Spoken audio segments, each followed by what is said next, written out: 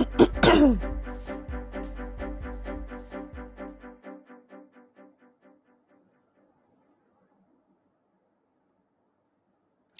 there, story finders. Welcome to another live writing and productivity marathon featuring me, Misha Garrick, Renaissance chick, and just doer of things based in South Africa. I hope you guys are all doing well and that we are going to kick some productivity butt today. I see Kay has joined in early. Hey, Kay, welcome, welcome. Saying hello, glad to see you live again. Yes, glad to be live, glad to be back. Glad to see you here as always, and I hope you're doing well. Let me know what you're going to be working on. Yeah, on my side, I'm working on quite a big project, and it is kind of kicking my ass right now. So, between that and load shedding, where we have scheduled rolling power outages in my country at the moment, um, it's been a bit rough, but now for the next 3 days, the load shedding falls at such times that I can actually run some streams. So I decided I am going to go do that so that I have accountability, so that I can stay focused. But I have to say, it is kind of a balance because I have to stay focused and work, but I also have to keep in mind my fatigue levels because. Wait, sorry, I'm getting distracted because I believe we're going to get photobombed by kitty bits. Hello. Hi. There we are. Hello. Hi, Ben. Ben. Mom, you are embarrassing me in front of all these people. Hi. And okay, I ran away. So anyway, getting back to my point. I am currently in the middle of doing some synthesis of research and stuff that I've been doing. So the work is intense and it is kind of stressing me out because I realize that it's that thing of it's going to take as long as it takes, but my client wants it by the end of the month. So it's a little stressful for me right now, but I'm trying to cope as best I can. But yeah, so I'm aiming for 12 to 15 pages of edits today, and I'm literally going to be counting because if I do that much every day, I will be well within my time frame. But if I can't make that, and it's like 1 or 2 pages right now, but I just keep plugging away at the edits, it's still better than stressing out and just not doing anything. So that's kind of my idea because I've been the timeline has been making me anxious, which makes me less productive, which makes like it's that whole thing. So I'm just kind of running these streams today to get myself into that mental frame of little bits at a time, one bite at a time, it will get done. Because I do know that once I get out of this section that's like a little hairy, it should be a lot cleaner. So I should be able to get through a lot more. But it is so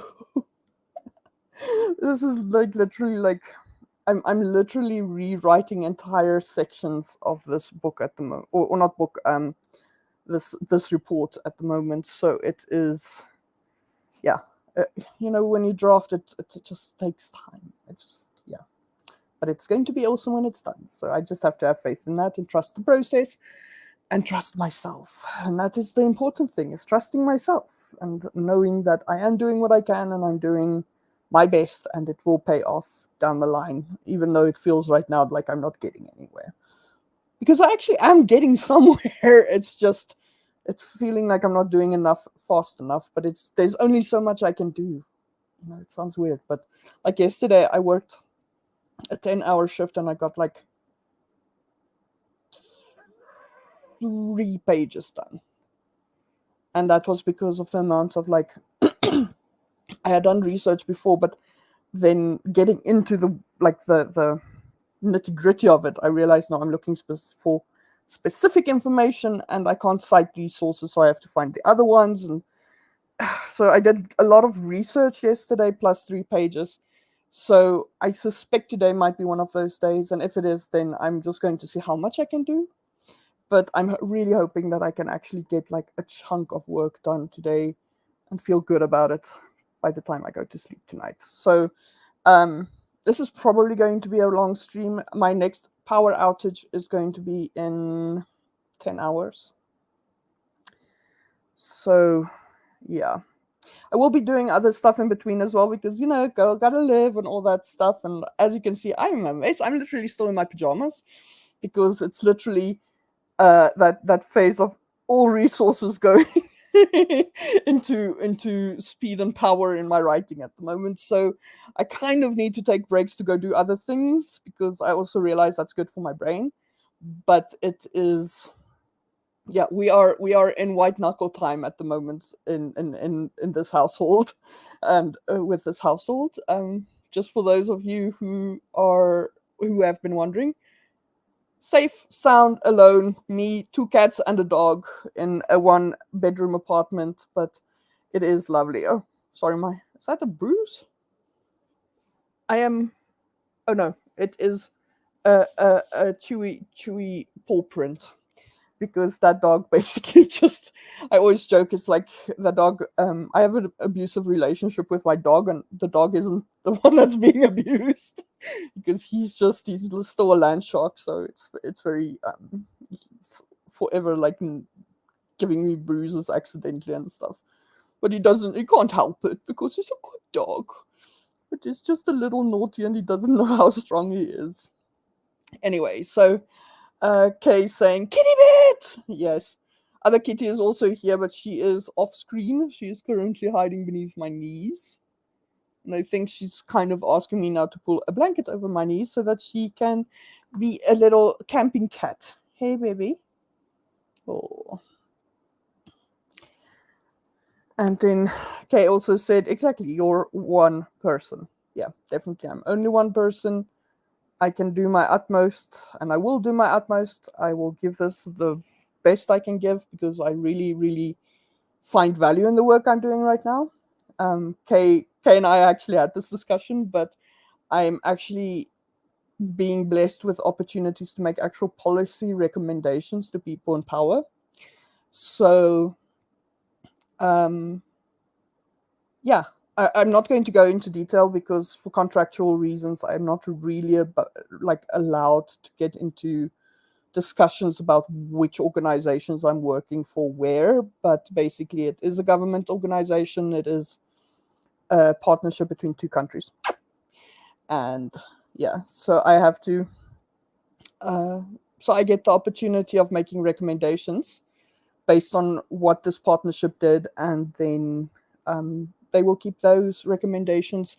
Hopefully, I mean, I can't speak for other people, but hopefully they will keep those recommendations in mind for future activities that they would have, and yeah, which is for me in any case a major thing. So I take this very seriously, and I want to make a very, very good impression. And I'm really hoping to get more of these. This is my second one, so I hope I get more of them because I think it's a way for me, like other than the fact that it's like a good job, it's a way for me to actually make a difference. So yeah, let's see how it goes. Kay says, I feel that way about my dog too. Laugh out loud. He likes to slap me with his feet when he wants something.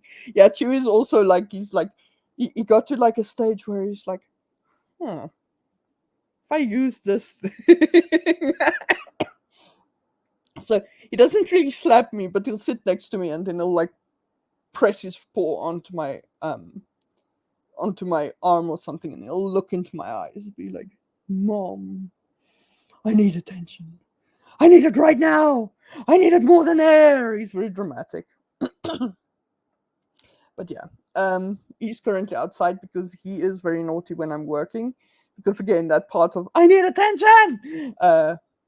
Yeah, I can't give him attention while working, so he starts like becoming a bit of a I don't know what to call him. He's not he can never be a bad dog, but he's like a little bit of a nuisance because he will like start eating my computer, or he will like pull my wires out, or he will like catch my hand in his mouth and then just kind of like, he won't bite, but he'll be like, you know that.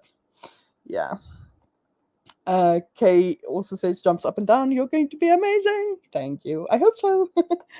And Kay also says, Landshark. Yeah, but it's beyond Landshark. Like Landshark is his standard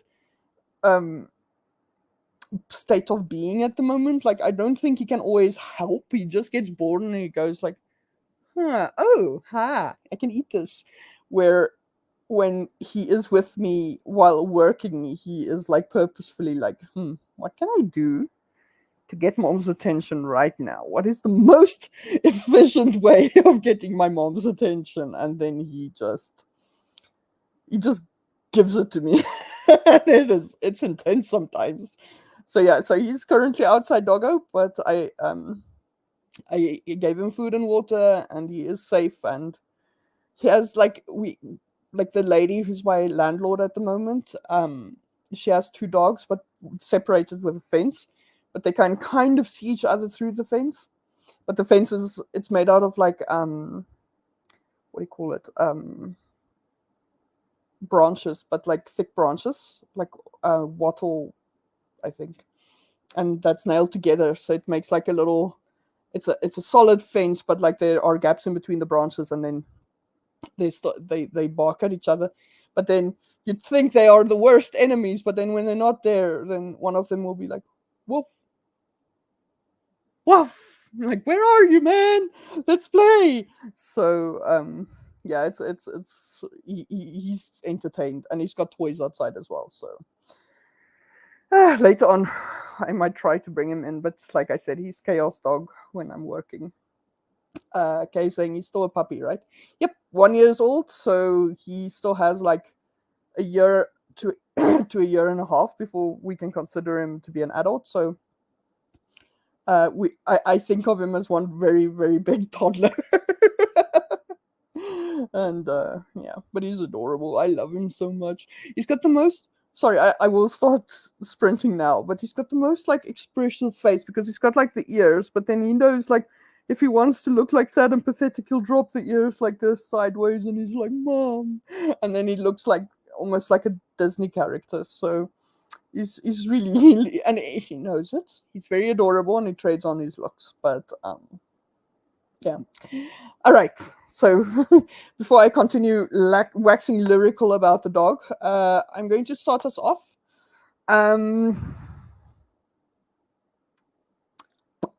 Just thinking about how long I want these sprints to be.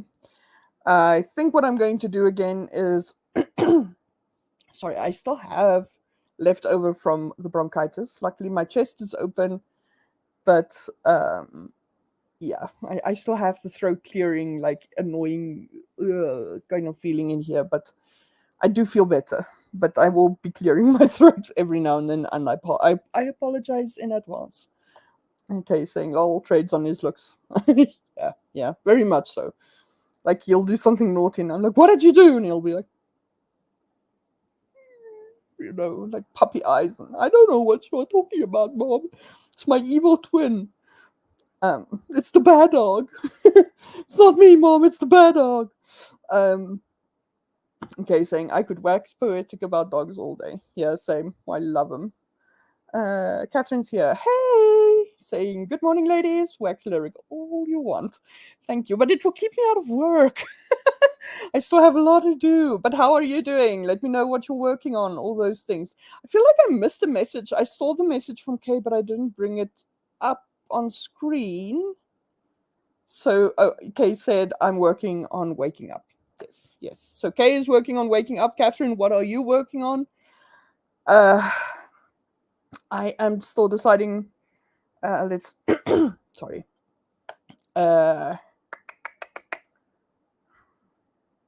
Since we are, I need to get like long bits of stuff done. But I myself, it's 10:44 right now, South African time, but I'm not quite in work mode yet. I don't know what's going on. I think it's because of the power outage. My day started later today than usual. The power only came on like 20 minutes ago. Literally, as soon as the power went off, I scheduled this stream. So um, I'm going to start us with a very short sprint, so a little warm up, 5 minutes. Then we're going to add 5-minute increments like I did previously and get things done that way. So it's literally just to get into that frame of mind of getting into the flow, getting into that mode of thought, and also taking breaks so that my cat is using me as a platform to jump off of, yeah, to get to places.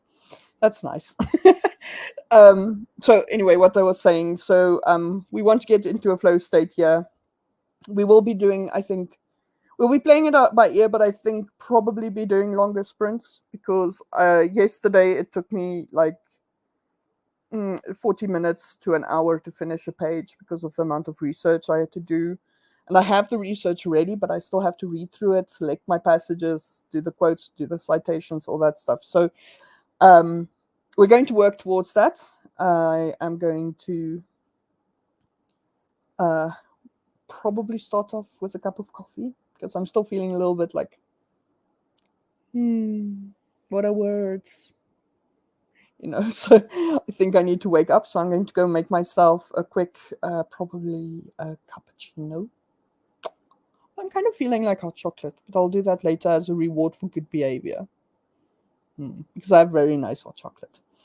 I also need to order groceries. I'm not going to think about this too much because then I'm going to freak out.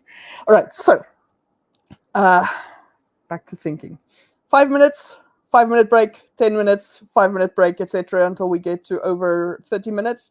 And we'll start going to 10-minute breaks. But yeah, we are probably going to be doing longer sprints. If you don't like those, please break them up.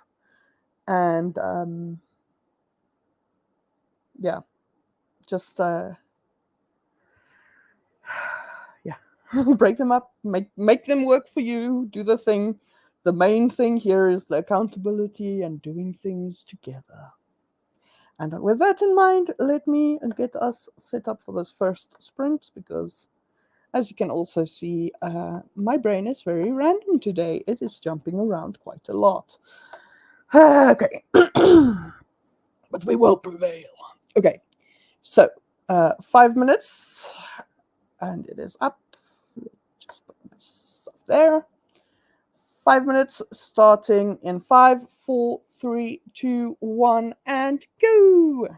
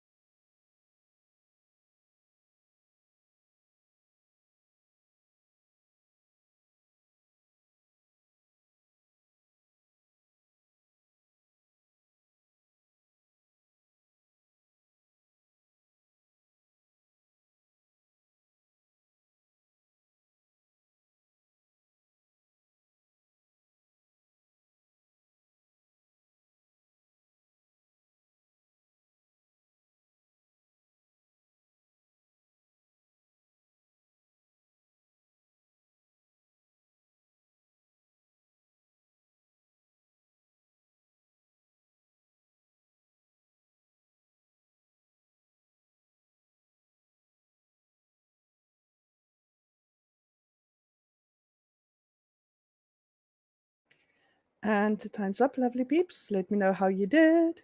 I probably went a little bit over getting distracted with making coffee, but I also decided to just boil some extra water so that I have drinking water for the day. So that's still boiling. So coffee will only be had after the next sprint, I suppose, or during the next sprint, but that's okay. Yeah, Catherine says, I'm working on my first cup of tea. I'm still working on a major overhaul of my current work in progress. Nice, nice. I hope the tea is good. Is it just a normal English tea, or what kind of tea are you drinking? I'm always curious. I love herbal teas. Not really a fan of English teas, but yeah, always curious because there's so much variety in there. As for my coffee, I will be having a lovely caramel toffee cappuccino that my lovely landlady has provided me. She every time they bring someone in to just tidy up here, they bring snacks and treats and fun things. So it's actually really nice here. Yeah, there goes the kettle. But yeah, random hydration reminder: please stay hydrated, guys. Any drink works as long as it's non-alcoholics, because alcoholic drinks make you dehydrated. So yeah, as you can hear, my English is fantastic today, which is just wonderful considering that I'm about to start editing. Fuck.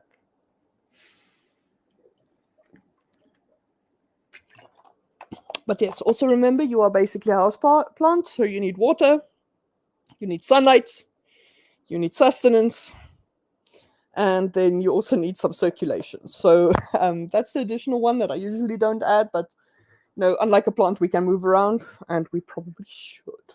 I read somewhere the other day that sitting for 3 hours is equivalent to smoking a cigarette in terms of the damage it does to your body. So it's a big thing. Catherine is saying, I'm drinking my usual English breakfast tea. It's not fancy, but has a kick. Yes, yes, yes, yes. That is awesome. Okay, so next sprint is going to be 10 minutes long. And we will reconvene after 10 minutes, but we still have a bit of a break. Kay asks, have you tried Zest double caffeine tea, that is? That sounds like a kick and a half. Kay also says that stuff is strong as heck. Yeah, that sounds intense. I think I'll just stick to the word intense. That sounds yeah. I'm actually not much of a coffee drinker. Or no, I love coffee. I love the taste of coffee. I drink coffee because I like the taste.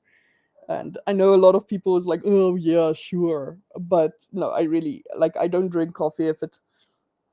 Oh my word! Sorry. Okay, saying it's 120 milligrams of caffeine per cup. Yeah, that would just like literally. You know that scene in Over the Hedge where they give the squirrel like an energy drink, and the world just basically slows down? Like it just stops and he just moves around inside it and just does things like the whole time. And that would be me on that much caffeine. I would not. Yeah, no. I would be bouncing off walls. Kay saying coffee doesn't like me, but I love it. Yeah, I have a I like coffee, but I'm very I'm quite sensitive to caffeine. And I think Kay and I like probably have the same problem because we have a similar condition. Or the same condition, but I think it's a little different for each person. But like my doctor specifically said, no more than 2 cups of caffeinated coffee per day. But luckily, I found a very nice decaf version that is French continental roast coffee, which is But that's for later. Right now, I need the like the 1 and 2. Those are my fuel. The 2 cups of caffeine coffees that that is my fuel for the day. So I'm having one now, and I'll maybe have one around lunchish. Like the last time that I can have caffeine these days is like 2 p.m. Because if I take it later than that, I can't sleep at night. Because yes, caffeine has that much of a kick for me. Catherine saying not much sunlight here. We're finishing up with a storm, and saying to Kay, I'll look for it. Um, Kay says, "Lol, I only have 1 cup. 1 cup of coffee is typically 60 milligrams. Yeah, yeah, that sounds about right. Like, and Catherine saying, my cardiologist would have a bird. Yeah, absolutely, because also your heart would like be like the whole time. Absolutely. Okay, so our timer just went, so I'm going to set us up for 10 minutes, and I will see you guys coffee in hand in a few. I'm just going to disappear again and then come back. All right, 5, 4, 3, 2, 1, and go.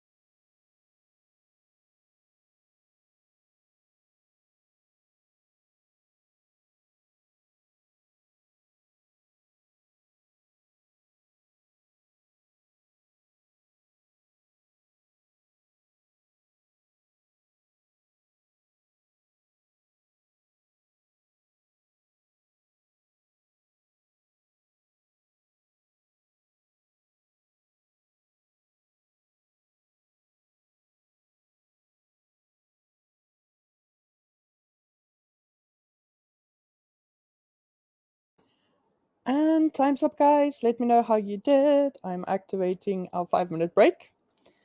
Yeah. I basically spent the sprint drinking coffee, cuddling the floof who is here right next to me. And she's like, "Oh no, mom, why are you doing that? This is the most beautiful baby with blue eyes. Just look at this beautiful cat. Hey, baby. Mom, why are you bragging with me? It's embarrassing, mom. But yes, this is my floofy, and she is my companion. She's been through with me through thick and thin, and all the beautiful and difficult things in my life. She's been there for the past 6 years. So yes, this is my very good friend and baby cat. And she's like, "Okay, mom, you can let me go now. I leave." So yes, that is Floof. Yes, you can sit here. Come sit with mommy. Mommy like when you sit with you. Oh, there we go. So she's sitting here with me and I'm petting her. Just off screen. Okay, saying Floof.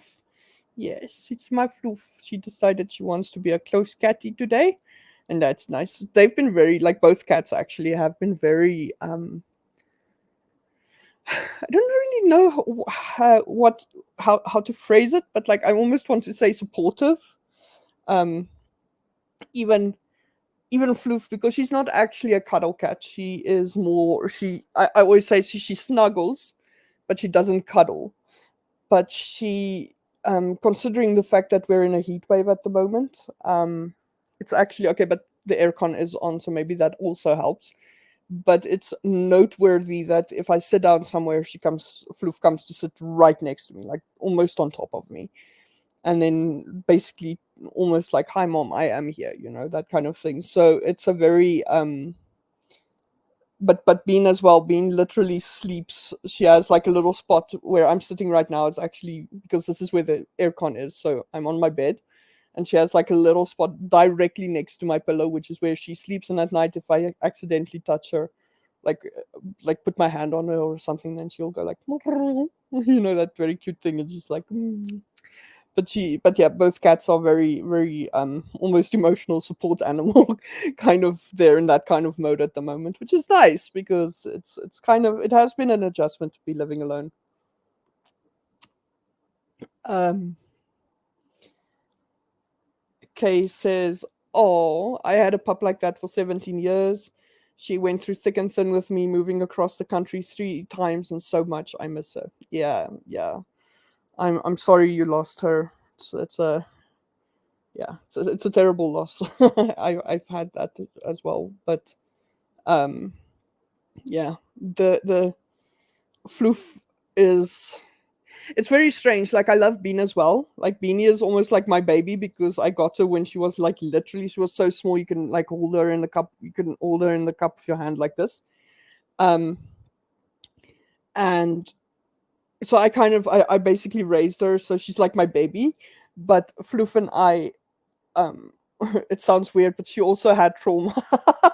And it took her almost a year to trust me. And the first time I think that she really trusted me was when I left my family home and I took her along.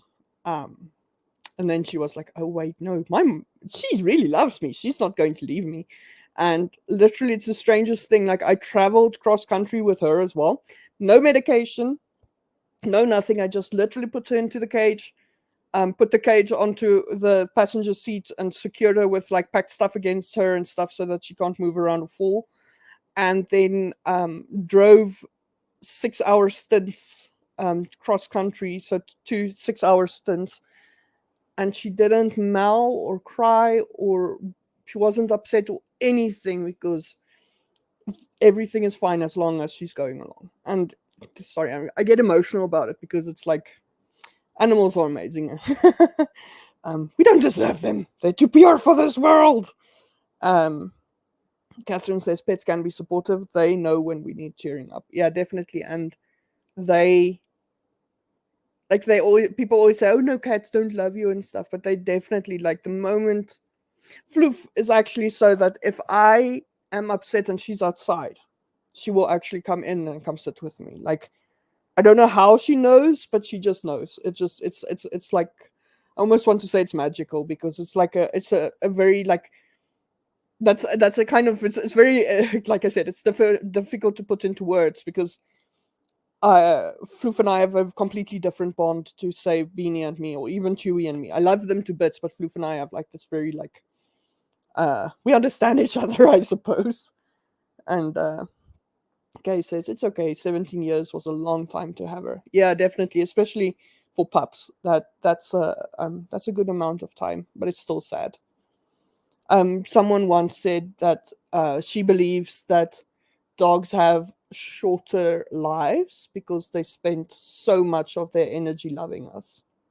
And it's actually such a beautiful but such a sad thought.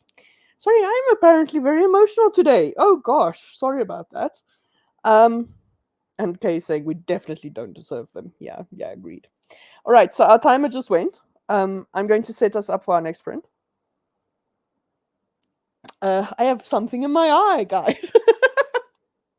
Just thinking about my pets being such amazing creatures. Yeah, so uh, I'm going to set us up.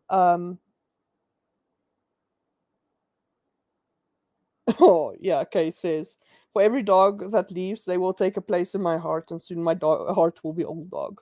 And you know what? Honestly, that's a good thing. I think more people could do with their hearts being old dog. All right, so I'm going to set this up, and then I will see you guys in 15 minutes, starting in 5, 4, 3, 2. Whoop, trigger happy there. Let's try. Abort, abort, abort. Reset. All right, 5, 4, 3, 2, 1, and go. See you guys in 15 minutes.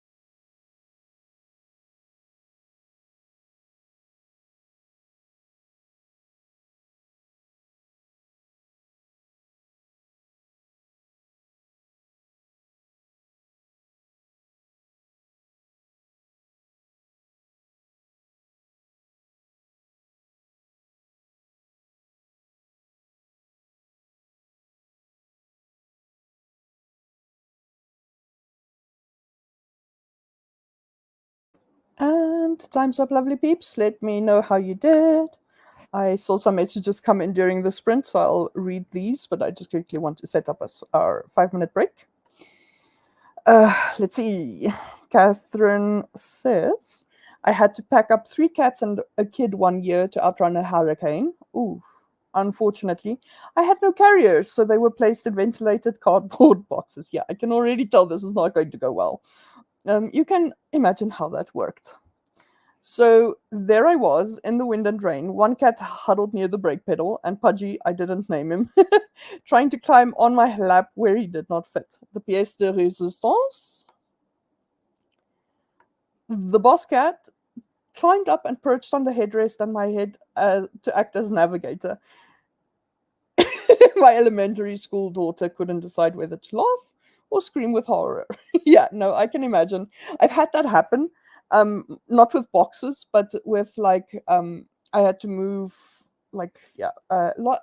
There have been a lot of disruptions in my life, and one of them required that I had at that stage, because I'd adopted a litter of cats, so I had 5.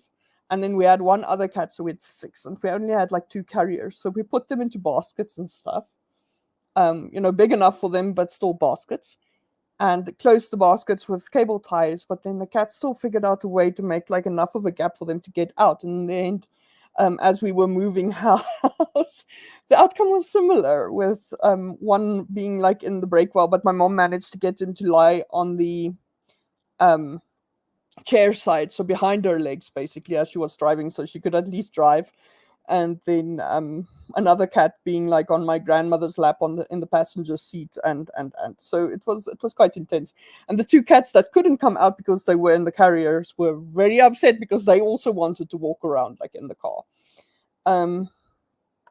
Okay, says, well, Catherine, I once traveled cross country with my Doxy, the pup I mentioned, and my cat. I had my cat in the back with a litter box, and he had free reign of the trunk. Oh, that's cute. I packed everything else in the car itself. I will never do that again. I can't tell you how pervasive a cat taking a poop in the car is with the smell. I can only imagine, and what I am imagining is horrific. So yeah, that sounds like a bad life decision, Kay, I have to admit. No, yeah, cats are I love them, but good grief, the smells that can come out of them, I can't imagine how they manage it, but still, it's astounding. But yeah, so how did you guys do? On my side, I've started work again, and I turned on my cell phone because I am just going to order groceries in today. She says as if she doesn't always do that, but I actually want to go proper grocery shopping. It's just like right now, I have so many spoons. I am not spending one on grocery. I'm not driving to a grocery store right now. I just don't. I do not have the power for that. I might actually like run over someone with my trolley, because I don't have road rage, but I have trolley rage. I have very bad trolley rage, like especially if the store is busy. It's yeah. I choose violence every time. Kay says it was a very bad life decision. And Kay says, I got some cleaning done and ordered groceries. And Kay said, don't spend that spoon. Yeah, no, absolutely. Yeah, I'm just literally, I would actually not even have ordered groceries if not for the fact that, as a coincidence, I need to replace my cat's cat litter and get milk. So, because I just finished the last of my milk to make that coffee that I've been drinking. So, yeah, so now it's literally like I have to, because I even don't really want to deal with people, but I'm going to have to today, unfortunately, because the people who tidy up will be coming in. So, yeah, it's but they're nice, so I don't mind. It's just I will be moving around a lot around that time, because I need to make space for them to do their work. Yeah, anyway, but that's later today, probably around like 2 p.m, more or less that time, which is approximately 2 hours and 20 minutes from now. And Kay saying, cart or trolley rage is real, yo. Yeah, definitely. Definitely. Catherine says, it's the day before major food. Yeah. Oh, yeah, by the way, like, I don't know if I'll see you guys tomorrow because I just realized you guys are probably going to be busy. But happy Thanksgiving for those of you who celebrate. Yeah. Catherine saying, it's the day before a major food orientated holiday here. You do not want to go to a grocery store today. Yeah, definitely. Luckily, that's not a thing here. Although, actually, granted, at the moment, now that I'm thinking about it, it's Black Friday. Because that's the one thing. We don't bring Thanksgiving to South Africa, but we will bring Black Friday because it's an excuse to make more money. So, yeah. People like on Black Friday. It's probably already started on Monday with Cyber Monday, and it just kind of flew over. Now when Catherine mentioned it, it's like, oh yeah, it's Thanksgiving, and with Black Friday, it's just like Kay said here, people lose their ever loving minds. Yes, they do. And we also do get that thing where if it's like the last TV on sale, people beat each other up for it and fun things. So no, that's a hard pass. Hard pass for me. Kay says, yes, Catherine, it's Thanksgiving here, so there's no way in hell I am going to a store. No, absolutely do not. Do not. For your own safety and sanity, do not. Kay says, God forbid there's a blizzard around here. I can only imagine. And here I am, hiding from the heat, because it's been like 35 degrees Celsius, which, let me just do a check. Celsius to Fahrenheit. 95 degrees Fahrenheit. What's the average maximum temperature this entire week? But just in case everyone is worried, we're all fine. Doggo is also fine because luckily it never gets that hot where we are because there are a lot of trees. But yeah, it's still it's been intense, guys. It's been intense. So Kay says it's 35 degrees Fahrenheit here. Yeah, so you have the Fahrenheit, I have the Celsius, and honestly, I feel like you got the better deal, Kay. Honestly. Kay says 95. OMG, I would die. Yep. I'm very, very glad if there's like one good thing about this whole situation is that from when I moved into this place, for at least the next 2 months, I will be staying here where I have aircon, and it's like, all hail the aircon. And that is also like I have like an entire flat at the moment, but I'm still like literally like in my room because I'm just like not dealing with the heat. I am just not. It's actually cooler outside than it's inside. I think this roof. I didn't actually notice. I'll have to look. But if I think about it coming in, this flat has a flat roof, which, it's like an oven if all the windows are closed and the power is off and everything's dead. So yeah, it's a thing. And Kay says, I just can't imagine living without aircon. Yeah, we survive, but I would not be able to work. Like, my computer gets so hot that it literally physically burns me on my lap if I work, and it's awful. And I can't think, you can't function, you can't sleep, because then you think, okay, I'm going to sleep in the day and work at night, but you can't sleep in the day because it's too hot, all that stuff. It just sucks. Catherine says, I'll be here tomorrow. It's harder to get groceries before a blizzard here in the city.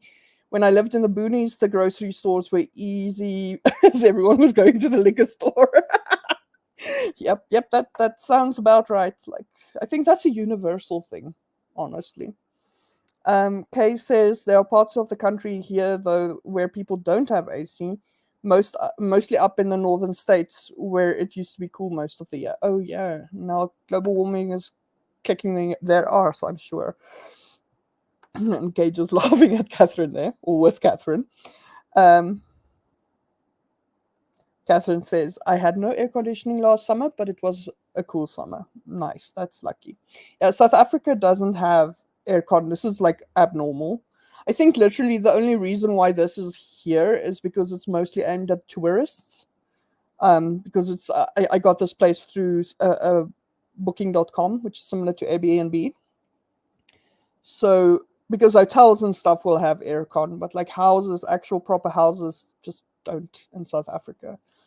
And we know, we feel it so much. All right, I am going to start us off because we are chatting and it's fun. I'm enjoying it, but I am getting distracted because I am like distraction bunny today. All right, so I'm going to count us down. I will see you guys in 20 minutes, starting in 5, 4, 3, 2, 1, and go.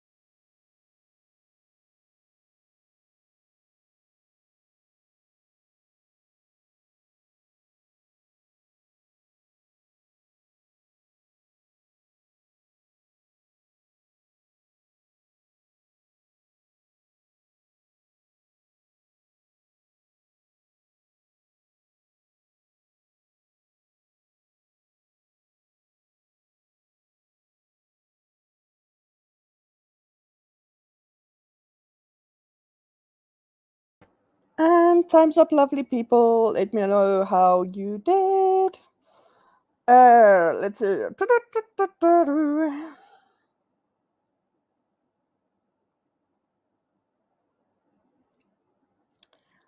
Oh yeah, first 5 minute break. There we go. No, 15. 5. There we go. On my side, just a heads up. It is my internet has dipped twice during this sprint. I'm hoping it's over now. It seems to be stable again, but if I disconnect, just give it a few minutes and I should be back. It's basically out of my control. I suspect someone probably knocked the modem off its perch and then fixed it, but let's see. It seems to be a bit more stable now. Let's see. Um,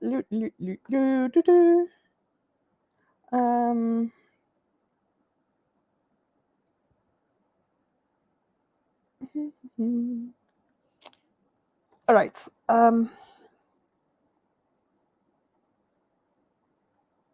Case says it gets to 100 plus Fahrenheit here some summers. Oh no, that is awful.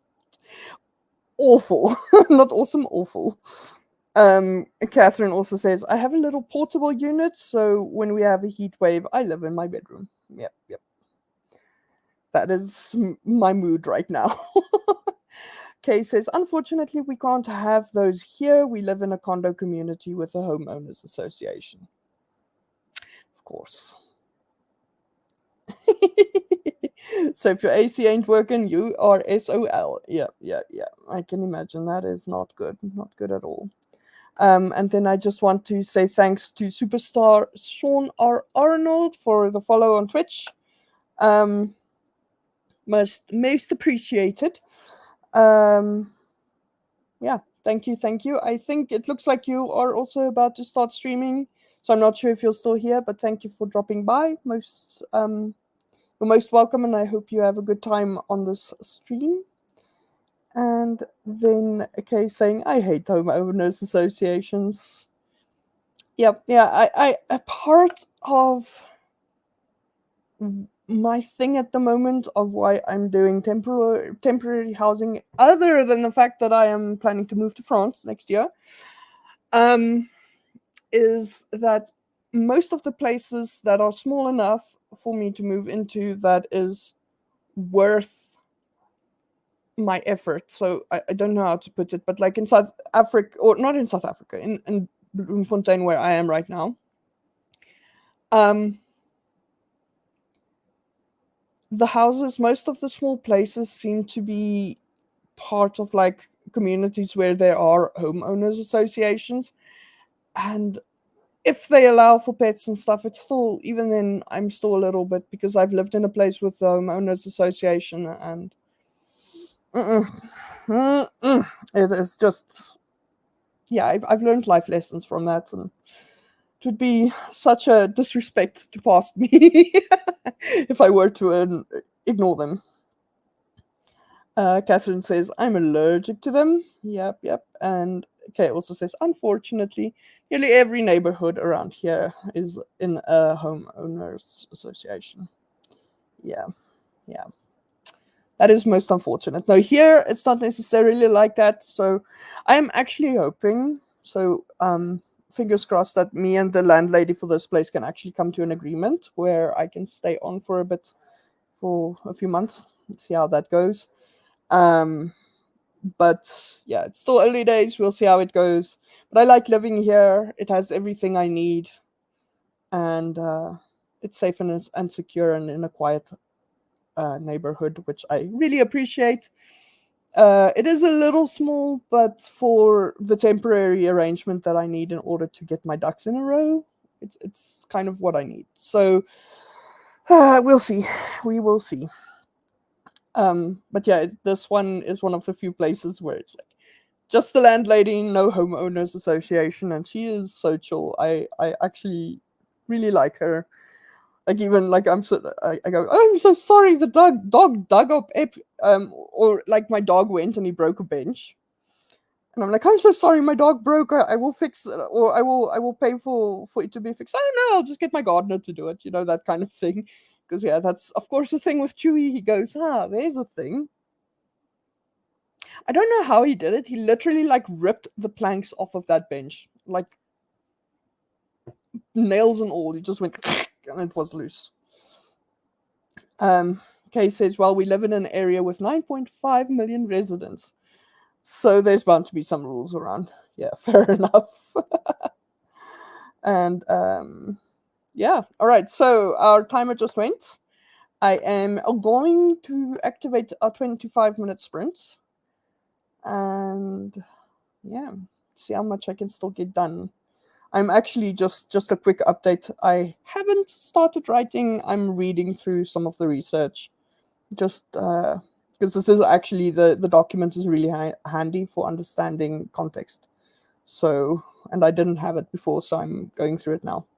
All right, so 5, 4, 3, 2, 1, and go. See you guys in 25 minutes.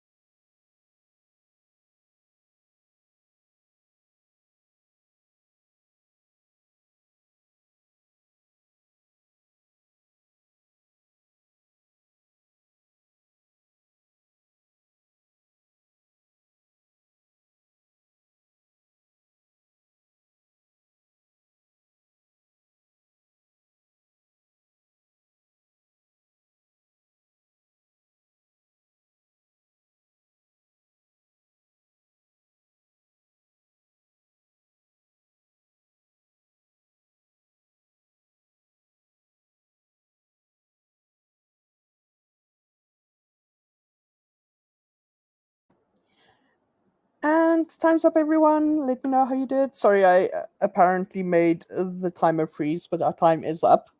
Take my word for it. Trust me, bro. Let me know how you guys got along. I am activating our 5-minute timer. There we go. All right, so Catherine asked, how are the arrangements for moving to France going? They're going okay at the moment. The main thing isn't so much about going to France as building up to go to France, if I can put it that way. So basically at the moment, I know, like, when I spoke about it the first time, it sounded like, oh, she's so like in love with the idea and airy fairy with it and all that, but I do realize it's going to be a massive adjustment. So I want to sort out anything that could make that adjustment harder before I leave, which isn't to say that I'm putting this off. I gave myself 6 to 9 months to basically pull that trigger. Obviously, if it goes longer, fine. But the idea is this fact that I keep getting bronchitis. Sorry, just want to respond to my.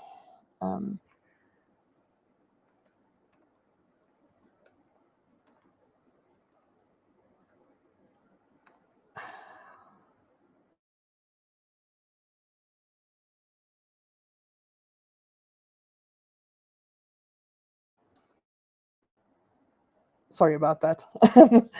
Okay, so yeah. So basically, the fact that I keep getting bronchitis, my exhaustion, my mental health things, getting them under control before I make that shift, because I will be, if I go contacts there, etc. But I do feel like mostly I'll be without any kind of support system, and I will have a period when I've moved.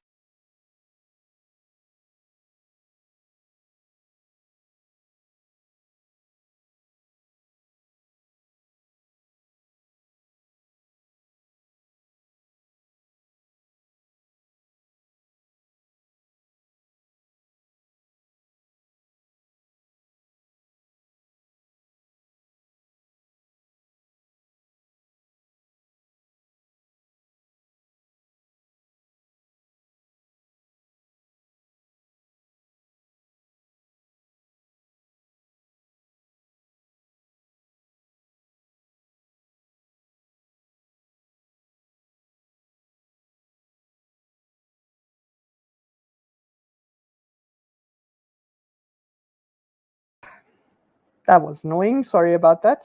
Yeah. Okay, saying my internet cut out again. Yep. It's I don't know why it keeps doing that. I think it's because of the load shedding. So that is very fucking annoying. Sorry about that.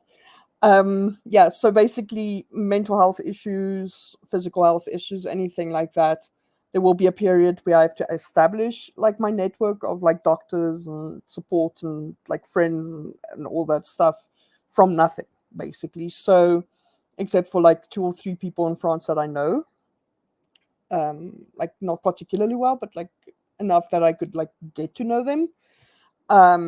So yeah, I want to make sure that I'm in the mental, physical, and emotional place where I can safely say that I can handle 6 months of feeling completely alone with me, 2 cats and a dog. So it's a thing. But so those are going. I've started taking French lessons from Alliance Française. So that is probably the most concrete step I've taken, is to start going to those classes. These are to get me to B1 level, which is very good second language level, basically. But the idea is that I want to be at A2 level, which is fluent, not fully fluent, but fluent, um, by the time that I move. So that is in progress. But other than that, stuff like working on my contract so that I get paid, so that I can start building my nest egg, etc., that stuff is already in process, and that's kind of what I'm doing right now. Catherine said DC is muggy too. Yuck. Okay, he says it is. It's pretty gross in the summers. So yeah, but let me know how you guys are doing. Let me just share the timer again. I really hope this works. Share. There we go. So we're almost out of time in any case. I think, yeah. So basically, I'm busy with all that stuff, and I am in progress with my work for today as well. I haven't started writing, still reading, but we'll get there. We'll get there. And now I've just been called to or messaged to ask that I open the gate for the people who need to help tidying up. So this is going to be interesting. All right. So with that said, I'm going to count us down. I will see you guys in 30 minutes. And yeah, good luck. 5, 4, 3, 2, 1, and go.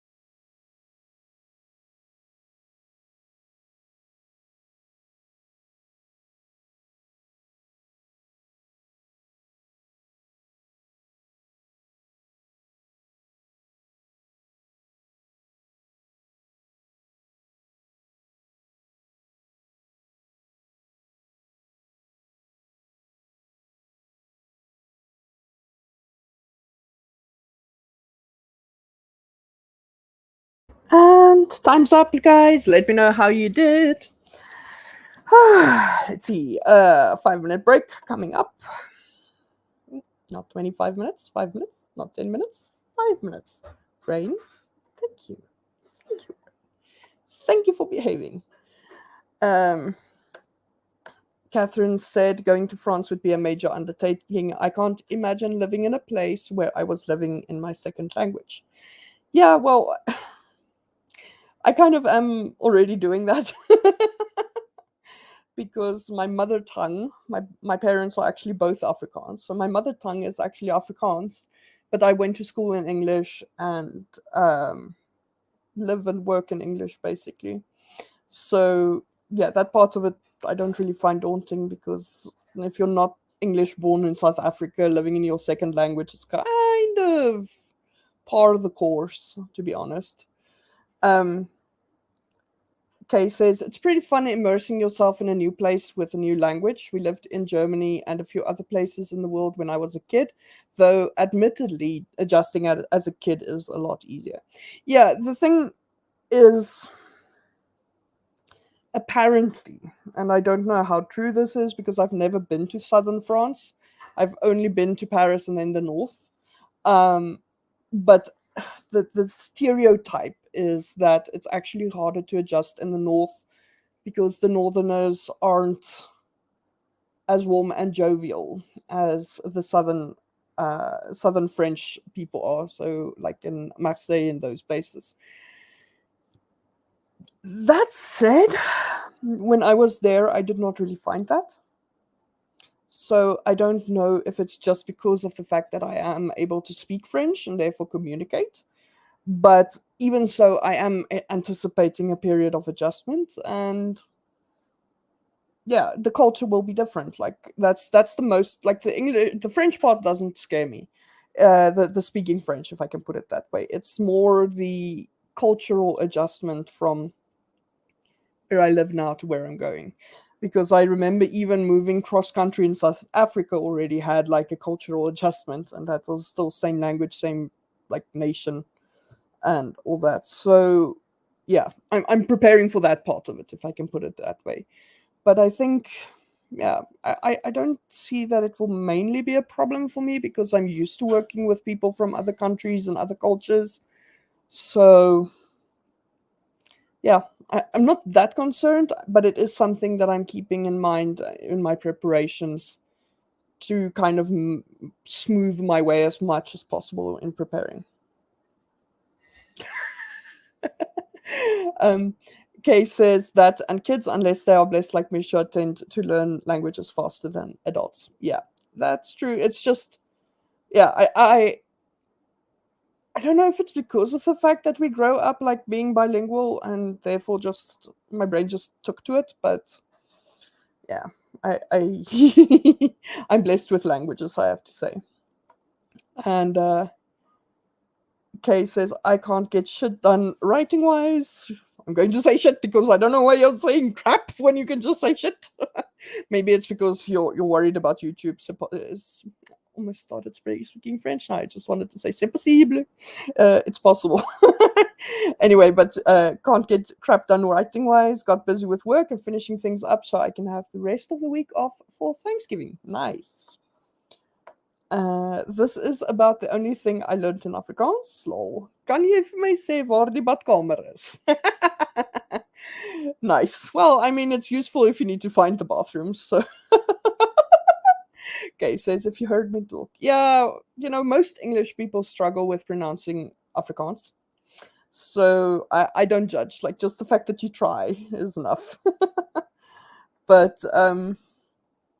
yeah, so it's almost, I'm guessing like my Danish is probably similar. Uh yeah, oh, okay. Kay says, I meant with the cussing. I know, that's why we've had this discussion, Kay. It's the same. I am a very F-bomb positive channel. Yeah, if I feel like I need to say fuck, I will say fuck. But yeah, no, I'm sorry that you're not able to get stuff done, but you know what? You still did some work and finished stuff up, so I think you're cool. Okay, says I am prolific. Nice, nice, nice. And Catherine, yeah, I agree. Catherine says that is an important sentence to learn. Definitely. I think second only to I am sorry, I do not really speak this language, but because I find that uh, that saying, for example, in French, pardonnez-moi, je ne suis pas française, mais euh, pouvez-vous m'aider avec? And then they'll be like, oh no, I speak English. Except where I'm planning to go, which is literally like if I were to. All they do, the most that they do for me in the north, when you say that you don't speak French, is they listen very carefully and they speak very slowly. That's the best you can hope for in the north. But in Paris, most of them are like, "Oh no, I speak English." So, yeah, it's a thing, but it's a so being able to say "Ek verstaan nie eintlik Afrikaans nie, maar" would really help you a lot. Ali Alexis is here. Hey, saying, "Who are you?" Triggers existential crisis. Who am I?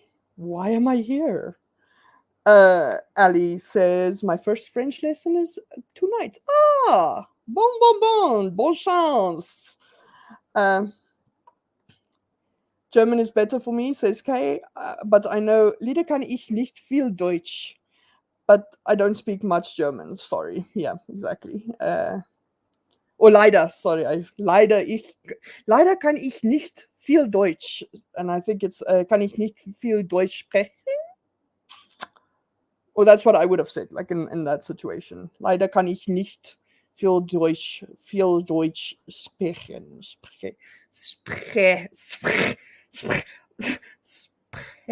Sprechen. There we go. Sprechen. It's sometimes I have like some vocab and like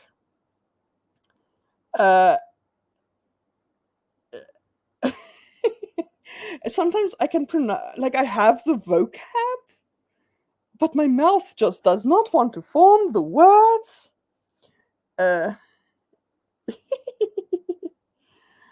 And Ali is asking me if I'm having a seizure. No, I'm okay. I'm fine. And okay, says German always sounds so aggressive. Well, you know, they actually say because of that, especially with, and it's like, they say that actually with dogs, especially dogs like guard dogs, like German shepherds, you should actually train them in German, because if you tell them, because they respond more to that, like no, kind of like stop, yeah, no, that kind of attitude. So German apparently is a naturally good thing to teach these dogs, but it's just like, I don't know, that just feels so wrong. I don't know how to phrase it. But yeah, I speak French to my cats. It's one of the ways that I practice. It's like it's like a with the cats. I don't know. I always imagine cats speak French because they come up and they're like, "Oh, bonjour, maman. Comment ça va? Je vais bien, merci, maman. Ah, j'ai faim, maman. Où est ma nourriture, maman?" You know, it's just kind of, that just feels like them, but I just don't know. I don't know. German doesn't seem to be like the language of a dog. I don't know. I don't know. This is a random conversation. I'm sorry. This is my brain today. So yeah, it's probably a good reason why I'm on stream today. Ali laughing. Okay, saying Achtung. Yes, definitely. But that from Achtung is actually how you pronounce the G in Afrikaans. In case you were wondering and weren't able to understand how to pronounce that G. So like goose is Gans, Gans. So yeah. Catherine says, I haven't practiced spoken French in a long time. My receptive French isn't bad, though if someone is speaking, I have problems picking out the words. Yeah, the thing about it, and that's also why I want to get to fluency, is I want to practice a lot of French. Because also, I don't know if you guys have ever seen the movie Hot Fuzz, but imagine a Yorkshire accent, but as French. And that's kind of what people speak like up where I am planning to go. Some of them speak clearer than others, but a lot of them are like, and then I'm just like, and that's why, like, why I said they will speak clearly and they will speak slowly. If I say I don't speak French, then I'll be like, voulez-vous du café? And then I can understand them, but otherwise it's like, and it's like, huh?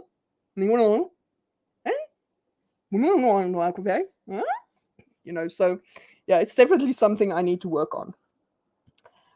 Kay says, schüttelnd is what it's called here, training them like that in German. That's interesting. Ali says, and telling your dog in German will scare burglars. Yeah, but like no language. Like I will say German and then I will still be like, oh, little doggy, go eat the person. Go, oh, no, look how adorable. You know, it's not going to work. Any language when you're starting with, oh, you little you adorable thing is not going. It just defeats the purpose. Catherine says dialects add to the problem. Isn't spoken German different in the south from the north?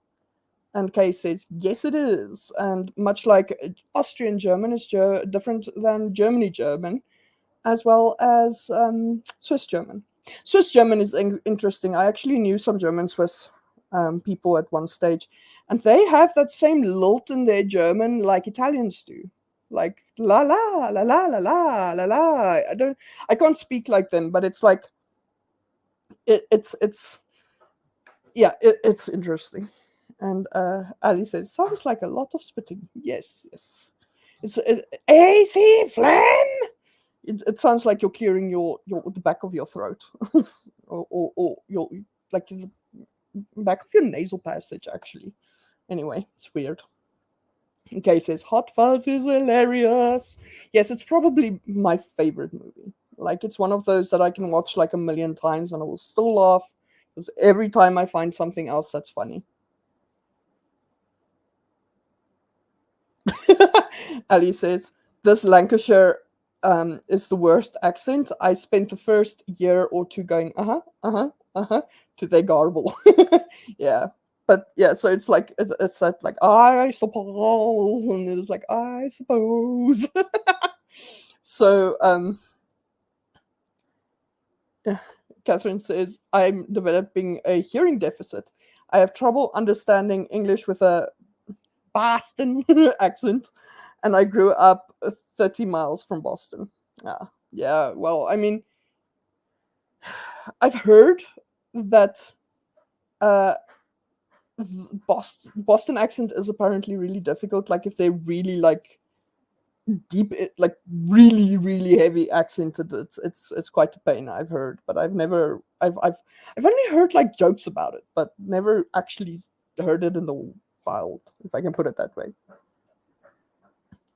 Ananya is here. Hi, saying hello. How are you? I am good, thanks. I am just procrastinating on work right now, but I'm doing well. How are you doing? And also let me know what you're working on, Ananya. Catherine says, sorry, spacebar is sticking. No worries, no worries. As long as I can read, it's fine. Kay says, oh, I skipped one. OMG, the Boston accent is the worst, but try Baltimore as well. Or as they say it, Baltimore.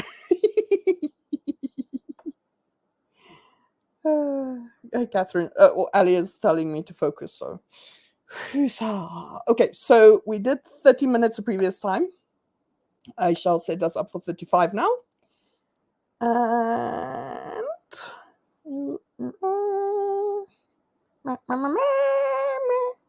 All right. There we go. By the way, if you're wondering at the funny noises I make, those are my loading noises. Okay, so counting down, I will see you guys in 35 minutes, starting in 5, 4, 3, 2, 1, and go!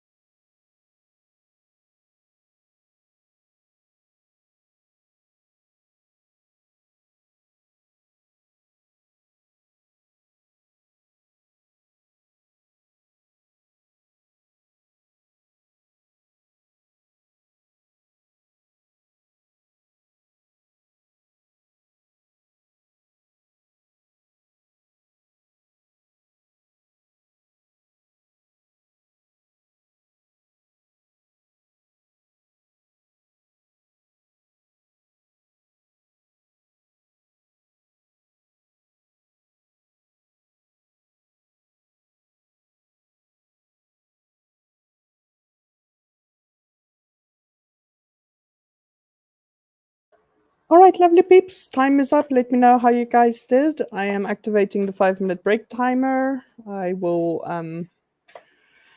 yeah, just basically now it's time to check in. Let me know how you guys are doing and getting along and all the fun things.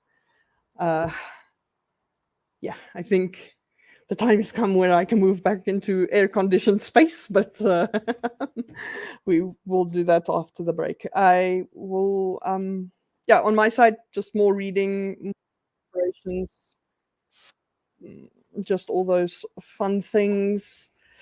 It's kind of at the moment it's getting my brain, this document that I'm reading is getting my brain really like working in terms of things that I need to add to a policy recommendation section later.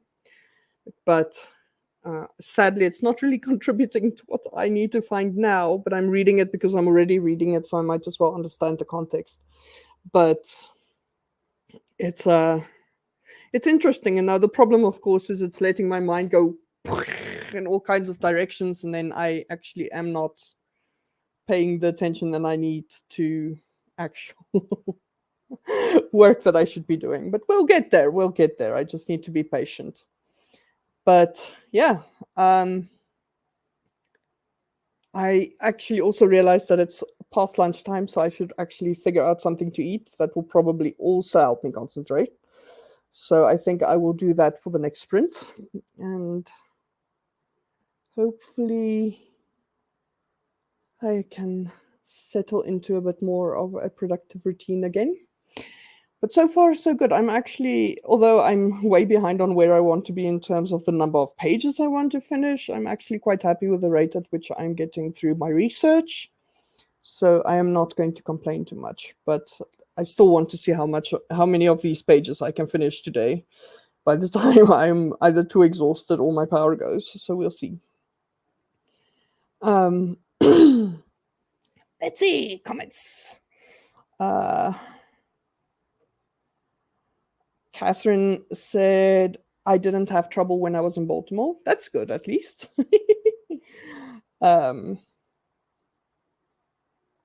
Ananya said, great idea, trying to get some work done on a story idea. Cool. Kay saying, oh shit, I almost lost track of time there. And I have a sprint to do here in 30 or so. Thank you for the sprints, Michelle. We'll talk to you later. You can get those 12 pages done. I believe in you. Thank you. And then I did share the link to Kay's stream if anyone wants to go give her some love because she deserves it and she's awesome. And then Anya saying hi to Catherine. And Ananya also mentioned that it was one of Kay's streams that I saw that you streamed to. Yeah. All good, all good. Catherine saying you have a lot of work ahead of you. Highlight the heck out of the current article.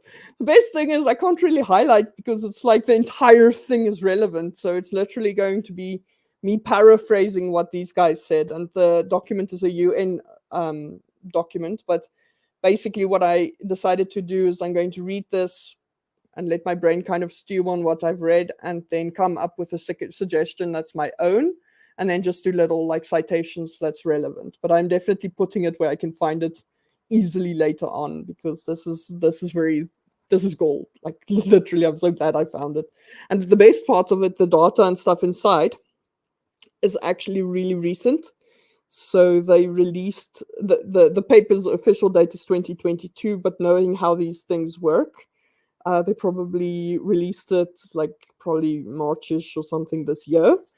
So it's probably some of the most recent data that I am going to get access to. So I'm pretty thrilled that I found that. Google is my friend. But yeah, I hope you guys are doing well. I think I'm going to go do lunch and just check how far the garden guy is with the garden so that I can get Chewy out of where he's sitting now because I think it's a little too hot for him. And I'm not really... it's making me not nervous because it's okay, but it's not comfortable as much as I would want for him to be. So I want to move him. So let's see. Yes. He's literally at the door like, Mom, open the door. So yeah, and I want to go give him some extra cold water. because it is really hot today. Catherine asked, what's the topic? I can't really go into too much detail, but basically I am busy writing a report for a program that closed in Northern Africa. And so the aim of this is to basically evaluate how well the project operated within its context and then make suggestions. And those suggestions can be either at the level of future projects such as these, etc., but they can also take the form of policy things that need to be changed to make a future project a little bit easier. So yeah, it's a little bit of both, but at the moment I'm mostly being a bit pragmatic about this, given where this specific country is, and just trying to figure out practical ways in which a follow-up project would be useful and helpful. And yeah, so what I'm doing is I'm looking at policy level stuff and just thinking like, okay, so how would a future project actually be able to work to make, like, what could it do to make the policy level stuff come about a bit easier? So yeah, that's basically what my mind is at the moment. All right, so with that, the time just went, so I'm going to set this up for 40 minutes, and I will see you guys then.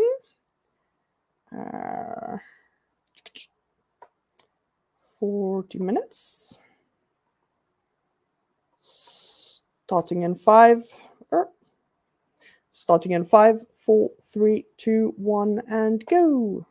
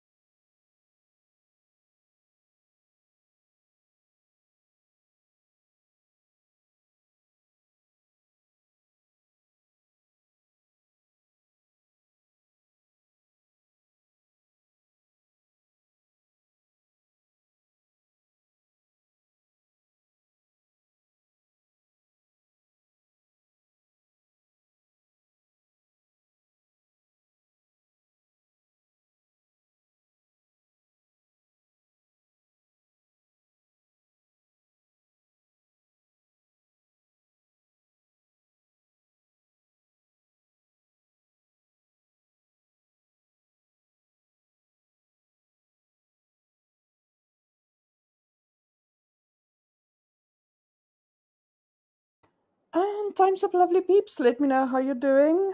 I'm quickly going to activate our 10-minute break. And I hope all is well with you guys. Let me know how you're doing. Catherine said, "You are the only other person I know that uses the UN as a resource." Oh, that's interesting. So I'm guessing from how you phrased it that you're the other person. So, but do let me know, like what you do with it. Yeah. On my side, yeah, I work in the development community. So, um, the UN is a good resource for the kind of recommendations I need to make for future development activities and stuff, specifically in the global south. Catherine says, "The wind is picking up again, despite the fact that the storm is supposed to be leaving now." I guess the storm hasn't listened to the forecast. Yeah, that sounds somewhat inconvenient. Although, granted, I like storms, so I like dark weather and stuff. It just makes me comfy and cozy. But I know a lot of people don't, so I hope I hope it settles down fast enough for you, depending on whether you want it to go faster or slow. But yeah, I actually think I am going to use the next sprint to take a nap. Um, I didn't really want to, but I think because I forgot to eat, which is like freaking typical, right? I forgot to eat, so my blood sugar is a little bit unhappy with me right now. I did eat now during this past sprint, and but the thing is, it's not. Maybe I should just have like a cookie. I just realized because what I had was like a low GI bread with and specifically like a seed bread and with pork bangers. So there wasn't really much there in the way of very quick sugar intake. So I should maybe have a cookie because I'm feeling a little like shaky right now. So I'll do that for the next sprint. But yeah, I'm going to take a short break. Stream will stay running, but I'm just realizing because I was trying to just get straight back to work and start reading, and I just read the same sentence over and over again for like 10 minutes because it just wasn't going in. And then I realized, no, this is me needing a break. And also, I mean, this is rather intense reading. So I think my brain is a little fatigued. So I think a short 45-minute break, which will be the duration of the next sprint, will probably be the best thing that I can do right now. But yeah, overall, I'm still I'm a little annoyed that I haven't started writing yet, but I know that this is a good investment of my time. So I am not really that fussed yet because I know down the line, like just knowing exactly what I can get and where I can get it within the document is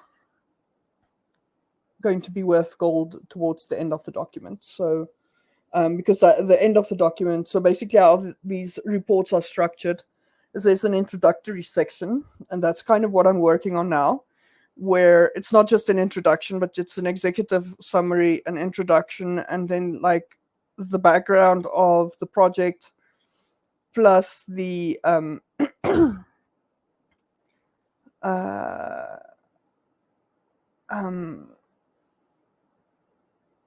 yeah, so it's the project background, policy background, the background of the donor organization within the country that this project took place in, as well as how this project reacted to their cross-cutting objectives and so on. So it's like, sorry if I'm getting jargony and technical, but basically that's the stuff I'm working on. It's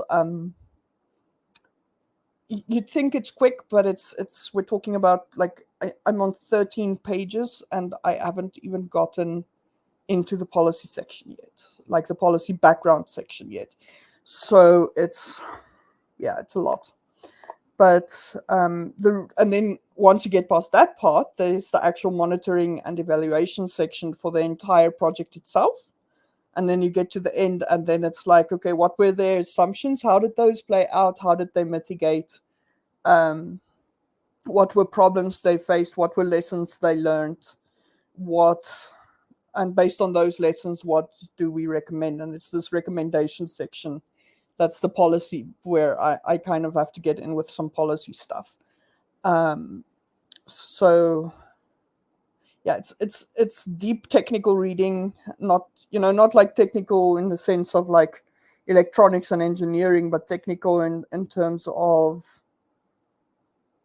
economics, basically. You're basically yeah. Catherine's saying, I'm retired now, so I read the UN resources for the fun of it. Okay, fair enough.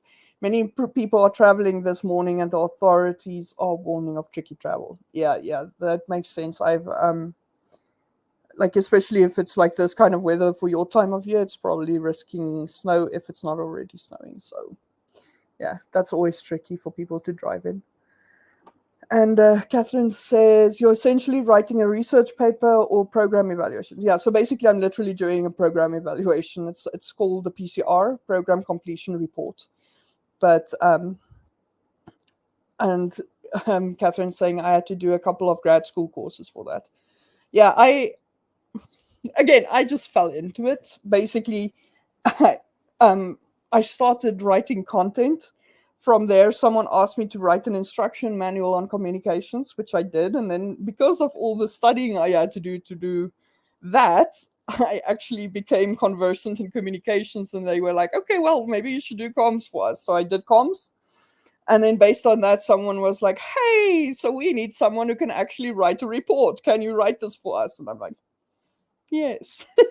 And that's the first time I did that was in the beginning of the year. I think February, March.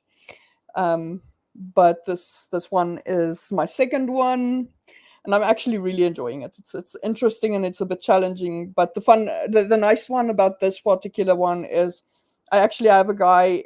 We're a team of two that's basically tag teaming at the moment, where the one guy does like the monitoring and evaluation, and I'm there to make sure that the overall project, I'm basically almost playing like a project manager role, that the overall report is up to a good standard. So like the content is there, but also that it's legible and clear and cohesive and convincing and all those stuff. So that's where my job comes in.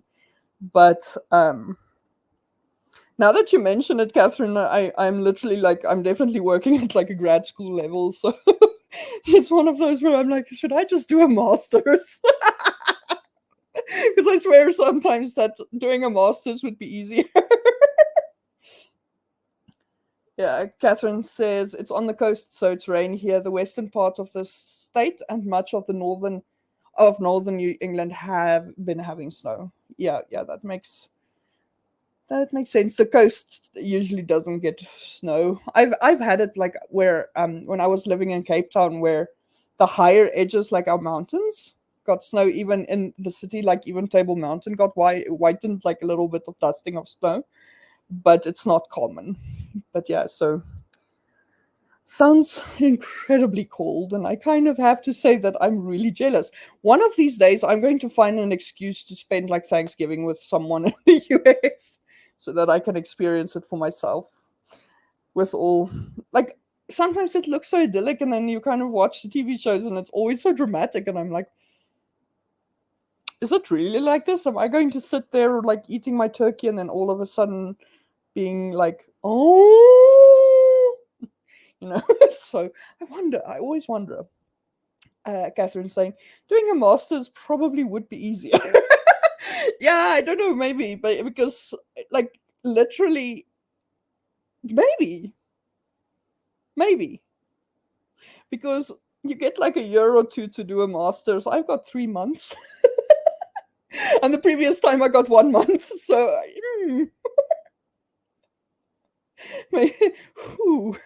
that's worth thinking about. Yeah, anyway, so well, can you imagine? It's like, hi, so I do these for my job and I just want to do one on the sideline for fun. That would be so funny. It could be helpful. So who knows? The thing with me is that, like, I think part of why I do well at my job is that I don't think linearly and I don't think like within a specific field. So, like, my job now, right, involves my economics background plus my quick calculation 23 years of writing skills mainly together. So who knows? Who knows? All right, so our timer just went. I am going to set us up for 45 minutes and then I'm going to disappear, but I will leave a banner up for you guys. I really hope nobody raids me again because people have a tendency to raid me during these, like when I'm away for longer periods. So I'm going to set us up. See you in 45. 5, 4, 3, 2, 1, and go.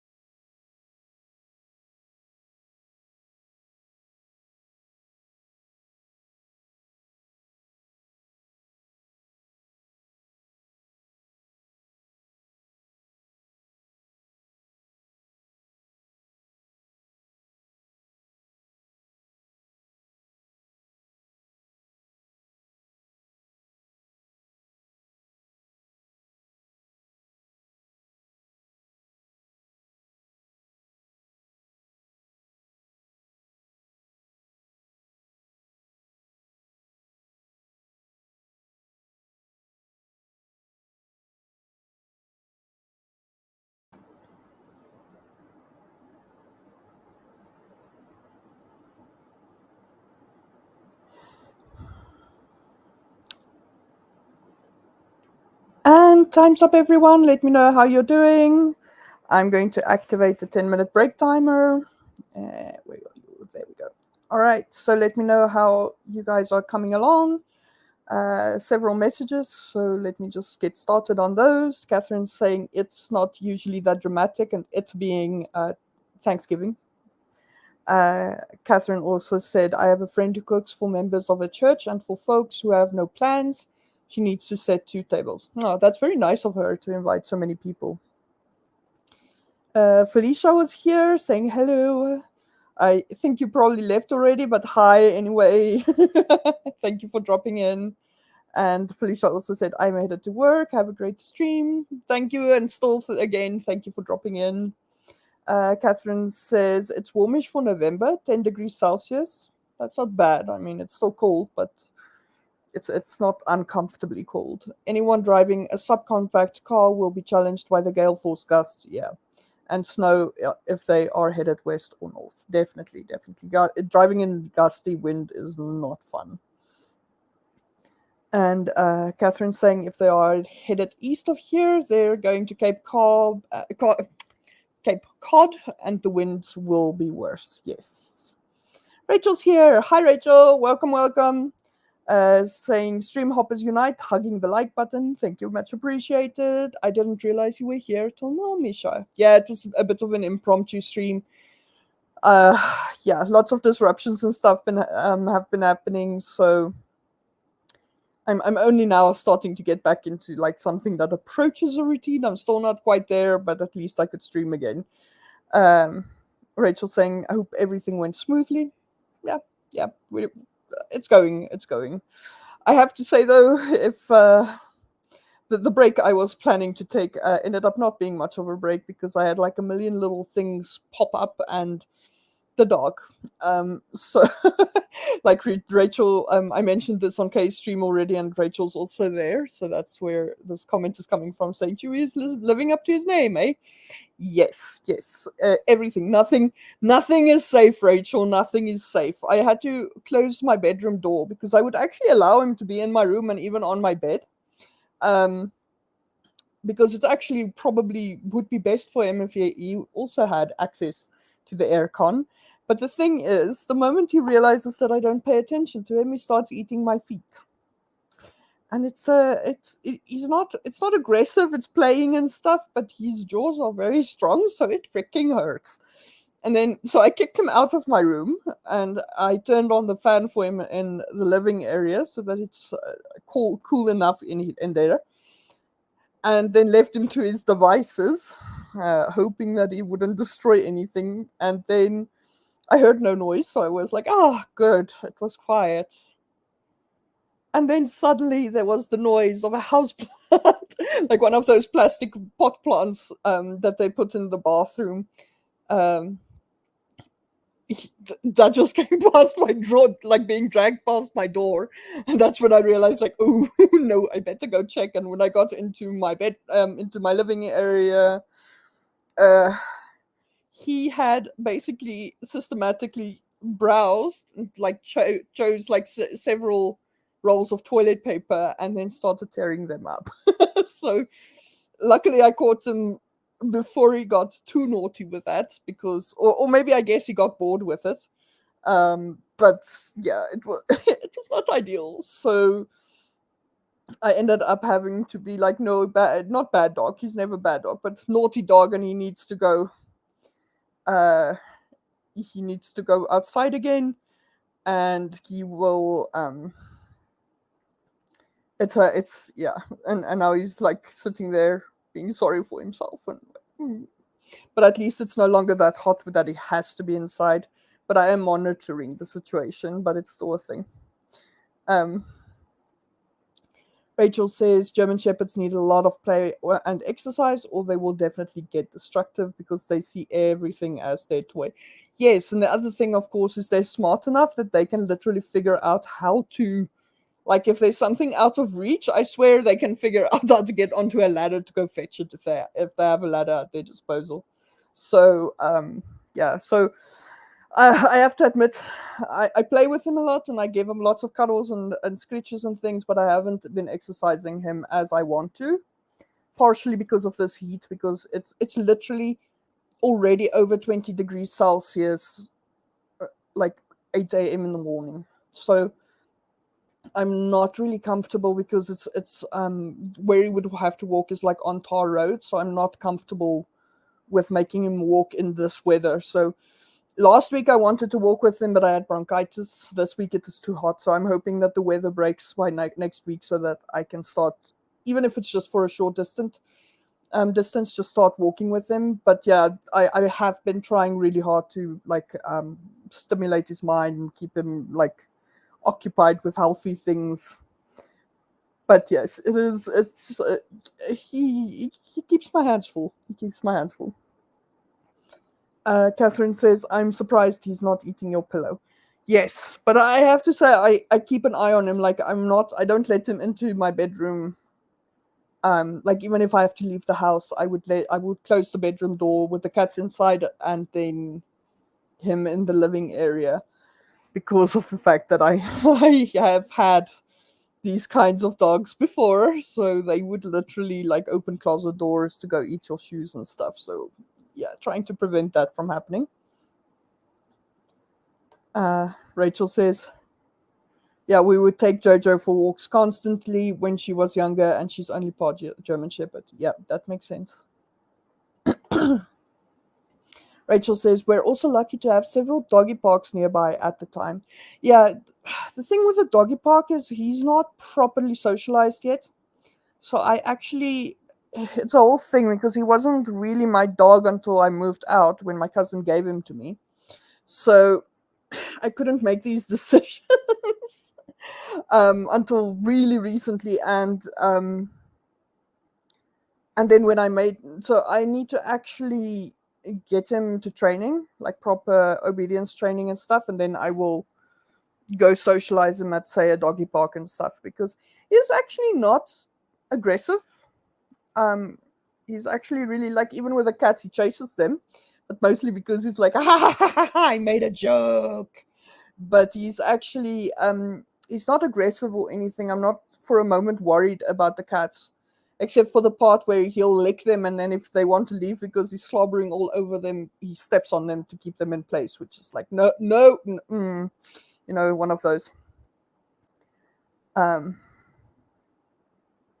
yeah, so it's a process. But also the thing about it, and that's also part of the challenge now, is he wasn't allowed in the house before, and now I'm having to basically train him to be house ready, if I can put it. Yeah, so he's getting to the point where I can actually feel reasonably confident that he won't do serious damage if I leave him in the house alone, but it is still a thing where it's an in progress thing. So yeah, it's a process, but I'm patient with him, and he is learning quite fast, because this is less than a week and he's already at the point where I feel like I can leave him. Like, he'll be naughty, but he's not really going to break down the entire building, where before I would have like wondered if I left. Rachel says, we had to socialize her, so one of the parks had a puppy walk on the side and hardly anyone used it, so we let her go in and get in that and get used to approaching other dogs through the fence. That's good. Rachel says she only got aggressive once, and it was to another female Belgian Shepherd, twice her size, and I was like, "Are you an idiot?" Yeah, it's. I think sometimes it's a fear thing. Like, they try to come across as super aggressive if they're scared of something that's so much bigger. Because my brother has a Doberman, and he was terrified of my mother's bull mastiff. So because of that, he just like would, the whole time at the bull mastiff, and to the point where the bull mastiff would get aggressive. And he was the most soft natured animal I ever seen. But it was just literally out of fear. So it is a thing. But that's also the thing with Chewy. I think he's still unsure and uncertain because he's still so young.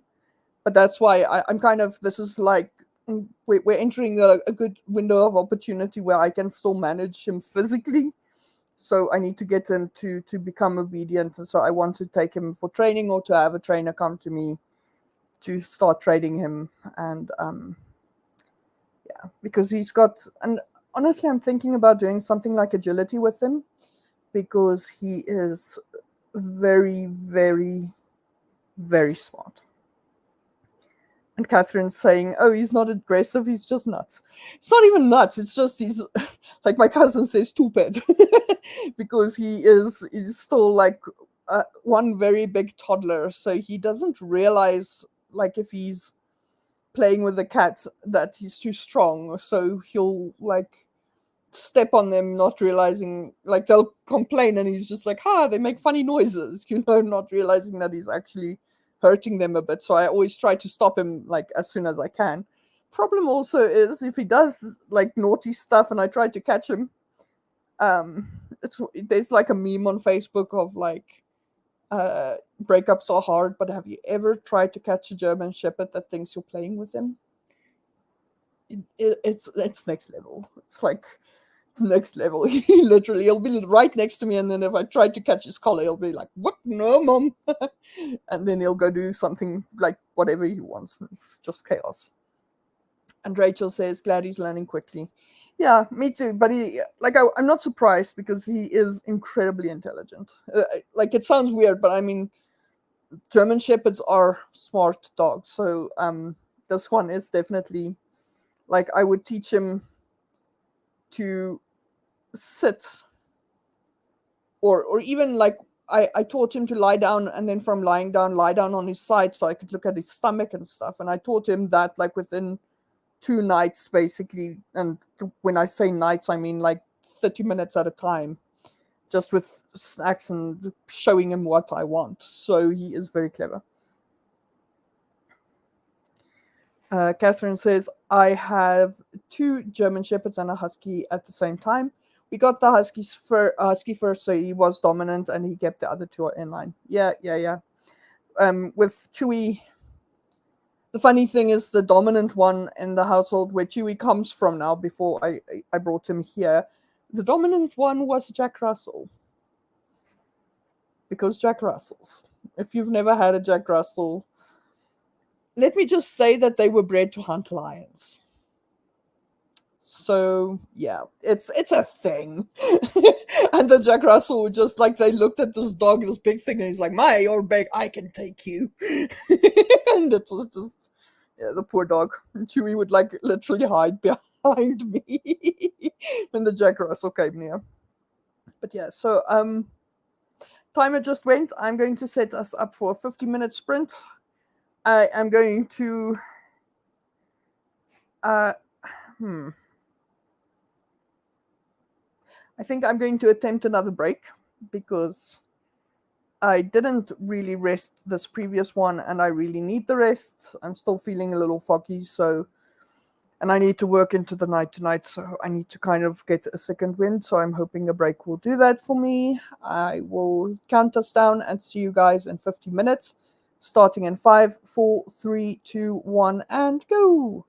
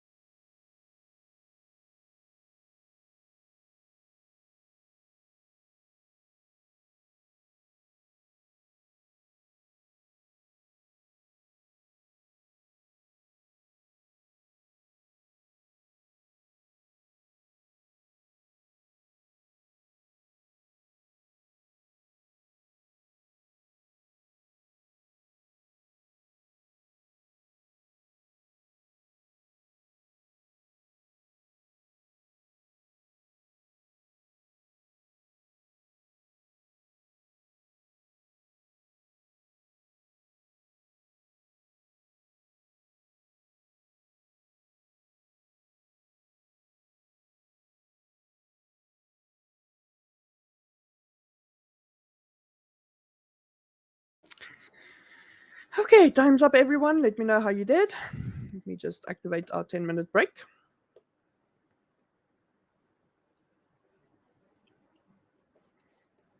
There we go. All right. Sorry. I decided to have some very delicious brownie biscuits.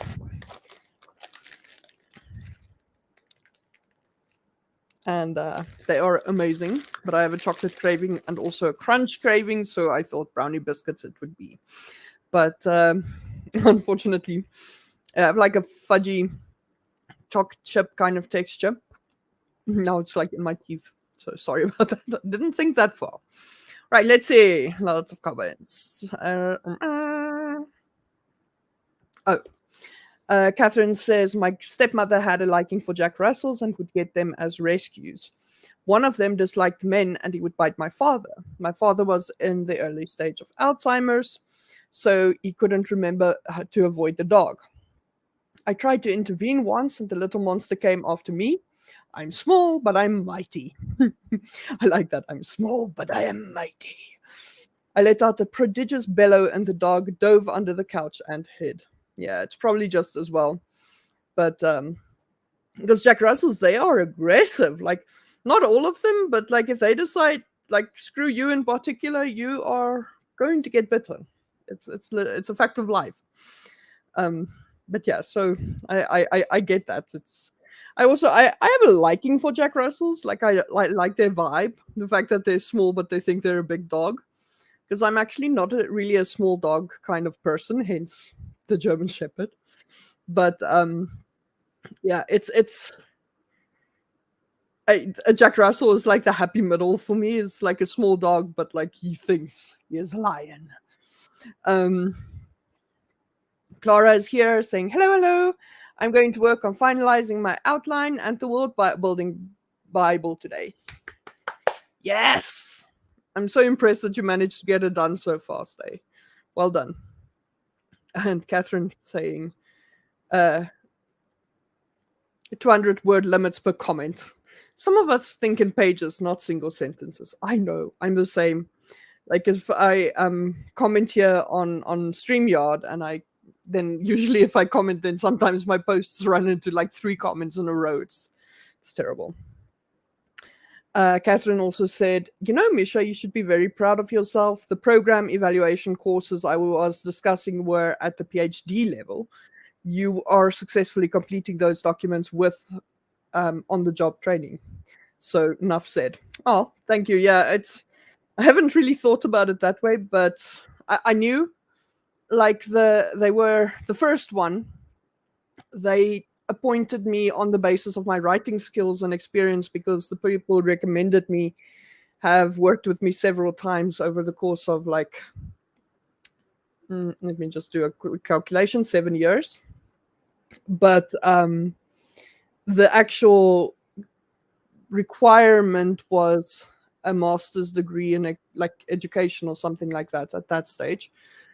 And then, so I know that I'm kind of punching above my grade.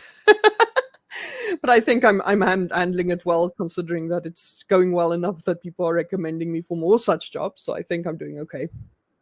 But yeah, it's yeah, it's an interesting thought. It's like I could have a PhD for the knowledge I'm applying, but I don't. Mostly because I'm sometimes a little bit too lazy to sit down and just focus on higher education and what I have already. Rachel says, I got through editing one Vela episode and looking over the next version of the updates to the website. So now I need to go lie down. Catch everybody later. Thank you for dropping in and well done on finishing the Vela episode. And sorry, I'll see you again when you are back. And yeah, enjoy. Clara says, a dog has to be large enough to make hugging them a good experience. Yes. Yes, it is. That's kind of my theory as well. That's my size philosophy. Yes, and my favorite thing, to be honest, is when they are like they sit with you, but they kind of like almost they it's almost like they give you a hug. It's the best thing ever. I love it. So yeah, on my side, I took that break. I'm a bit rested. I didn't nap. I thought I would, but I ended up making myself some hot chocolate, which was lovely. And then I went and got myself the brownie cookies, which are waiting for me here. Going to try and not eat too many of them in one go, but they're here to keep me company as I um, go about the rest of this report. I just want to write some of it today, but I just want to finish this research because it's really interesting and it will give my mind something to kind of gestate upon, I guess we can say, for the next few days while I work on other stuff. Clara says the forceful leaning against you. Yes, yes. It's like it's like I want to squish myself into you, mom. Yeah, it's that feeling. I love it. But small dogs do that too. But it's like you feel it much more with a big doggo, and yeah, and also big dogs just have a different sort of vibe, and I don't know. I like big dog vibe. it's I guess it's because I'm a little bit like ha ha ha da da da da da ha. But yeah, Chewy, he oh, he was naughty earlier today, but he's so good at looking sad. He will lie down in front of the door because I have a glass door for the front door, and he will lie with his feet upon this little step in between, and he'll stare up like very, very, very sorry for himself. And in the meantime, it's because he got put outside because he ate something he shouldn't have, like a piece of furniture. But yeah, he is something else.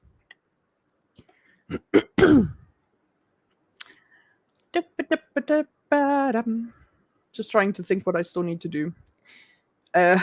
Other than work, because right now, like, work is just like this huge looming thing in the front of mind right now.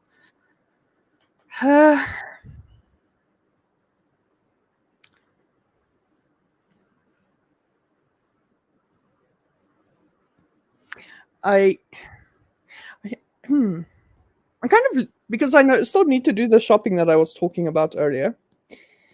But now my lovely landlady actually sent me almost enough milk for a week. So it's no longer so urgent to do the shopping. Ah, ah. Because also it's really hot right now, so the idea of going outside just to carry in the 4 or 5 packages that it's going to be when it arrives is not very attractive right now. So maybe I should just do that tomorrow morning.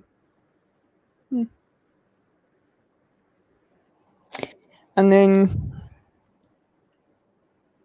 other than that, I don't really have anything major. Maybe just taking a little bit of time to do a bit of self-care and stuff towards the evening. Then I'm just going to do leftovers. So yeah, I basically, I'm trying to keep my day as open as possible so that I can focus on work, getting stuff done. So we'll get there. We'll get there.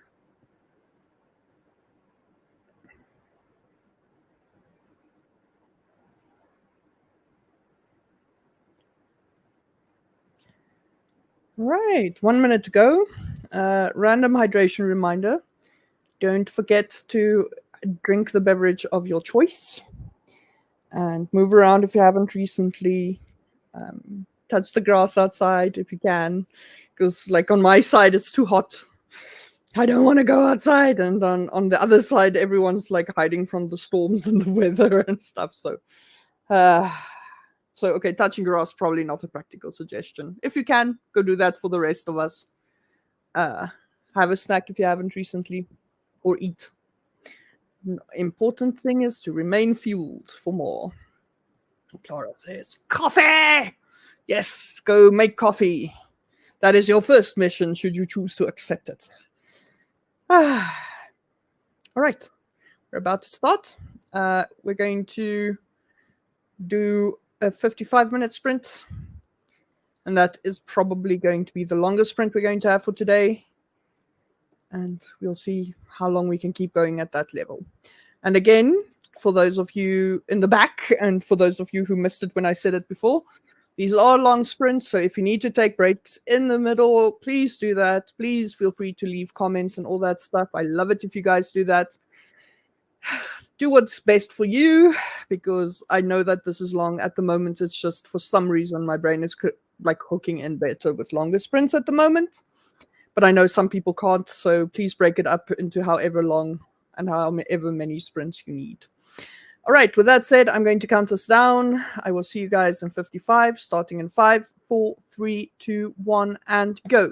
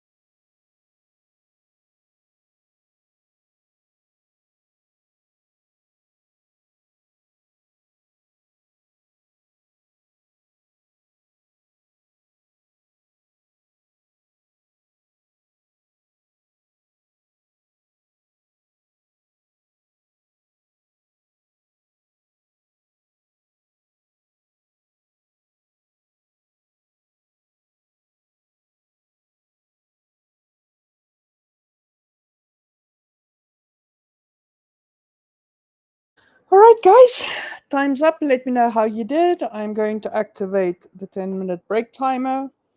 So, yeah. This is a bit awkward, but I am probably going to start winding down now. I thought I'm going to push through until the power goes off again at 8 p.m.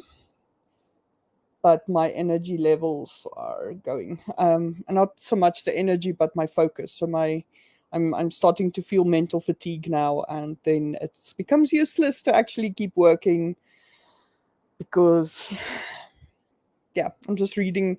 I'm reading probably twice as no. Let me see. Even my words are leaving me now. Working at I'm reading half the speed that I read earlier today. So I'm definitely starting to get fatigued,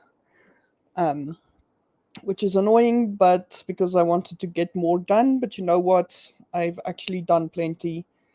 I'm going to start shortening the sprints by 10 minutes each time and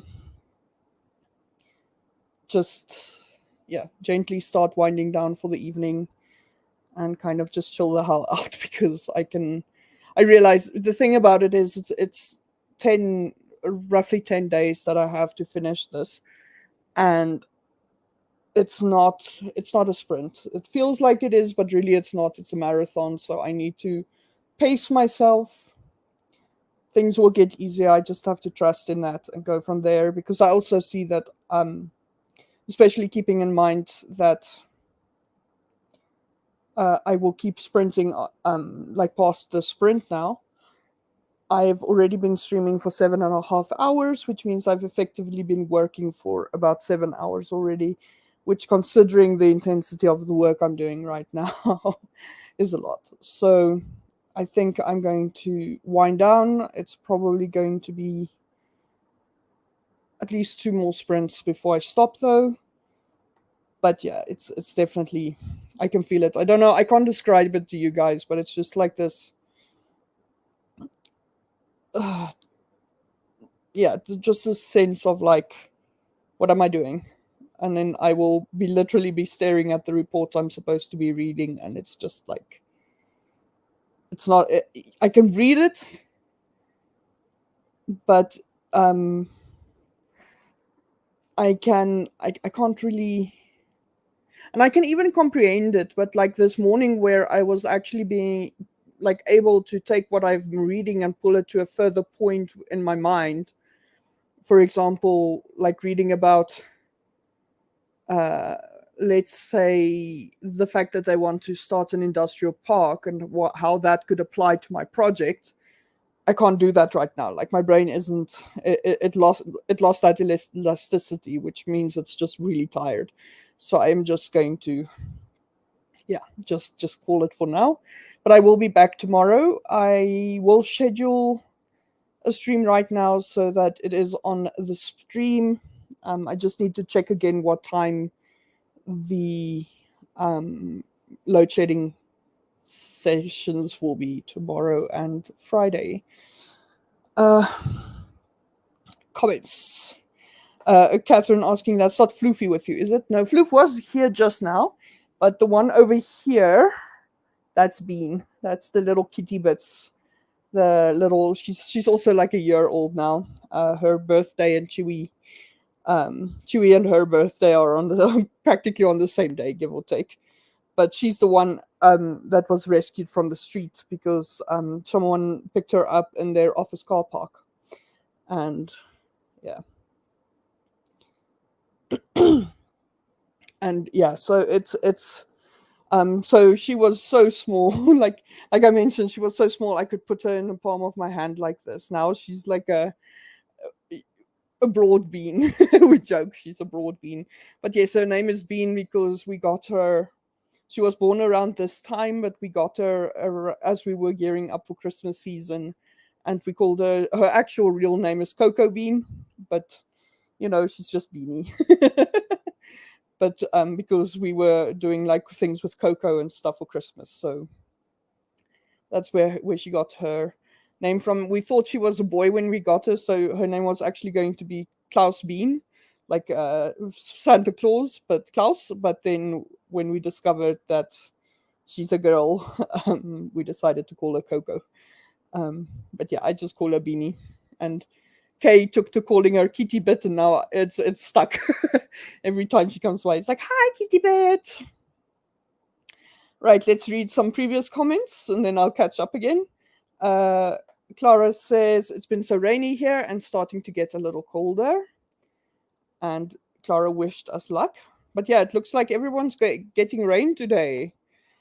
Catherine says, I don't recall if I told the story here. My brother was very ill a year ago and was an inpatient for months. His Alsatian Shepherd, all 125 pounds of him, was eager to see him. Oof. And the doggo went through the glass on the front door to get to him. Oh, wow. Poor baby. I hope he was okay. Or she. I'm not sure because it doesn't specify the sex of the dog. But like, I hope the doggy was okay. Poor Pop, like Clara says. Ananya said had been able to only do one sprint, but at least that had been productive. Yay! Thanks for the sprints, Misha, and goodbye. I'm not sure if you're still here, but if you are, thank you very much, and I really appreciate you. Thanks for dropping in, and I hope to see you again soon. And I'm glad that one sprint was productive. Even one sprint is more than if you didn't sprint and did nothing. So I see it that way. Clara says, I wanted to get an entire beat sheet done for one point of view, but only got halfway through. I guess I was being unrealistic. It happens. I also set ambitious goals, but sometimes it just, even like today with the 12 pages that I wanted to do, I ended up reading almost 50 pages instead and not writing a single word. But both are important, but it's grating me that I'm not writing. And then I just remember that I have to trust the process. It will fall into place. I just need to keep showing up. It will come. And then we already had this one. Catherine says, you have a stiff case of brain drain. Writing that report requires synthesis. Yes, which requires creativity. Let it mull. Yeah, that's actually the big thing is like right now, most of the stuff is already pulled in. I'm just in charge of the synthesis, basically.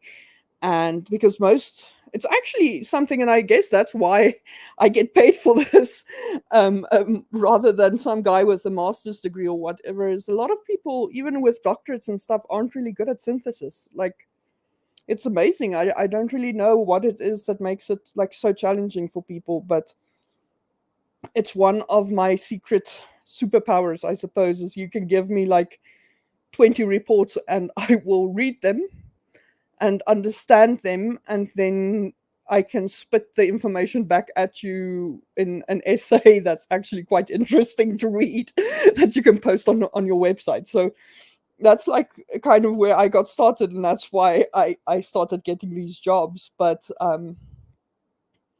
it is, yeah, it's a thing.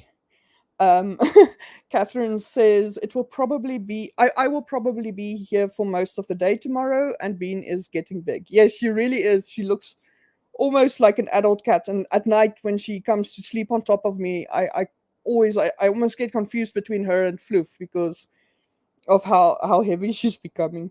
But it's lovely because Bean is the cuddle bug. She will come. I sleep like with a pillow like this, and she will come to lie down like right here on top of that pillow so that she can like feel me as we sleep. So she's the cuddle bug, and I like that. You know, it's a little body. It's a little lovely little body that you can hug and kiss and snuggle with and things, and I really appreciate it. Catherine says he was okay. So the doggo, he went through the front window once because someone walking down the street came too close to the house. Yeah, that's also like I have to. Now it's getting harder and harder. The first time it worked. The second time it was a bit more like, are you tricking me, mom?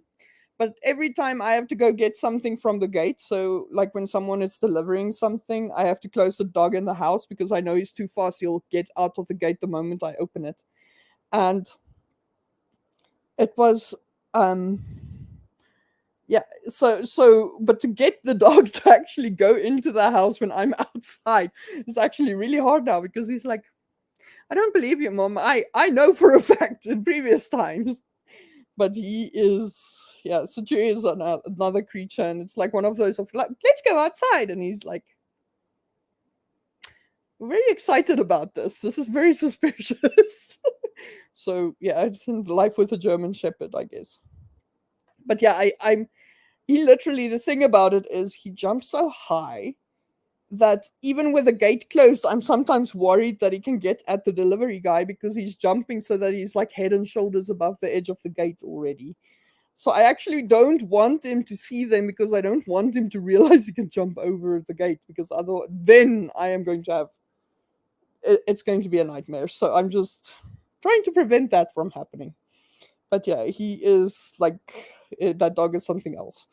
Um Catherine says, one of the profs complimented me on my synthesis towards the end of the program.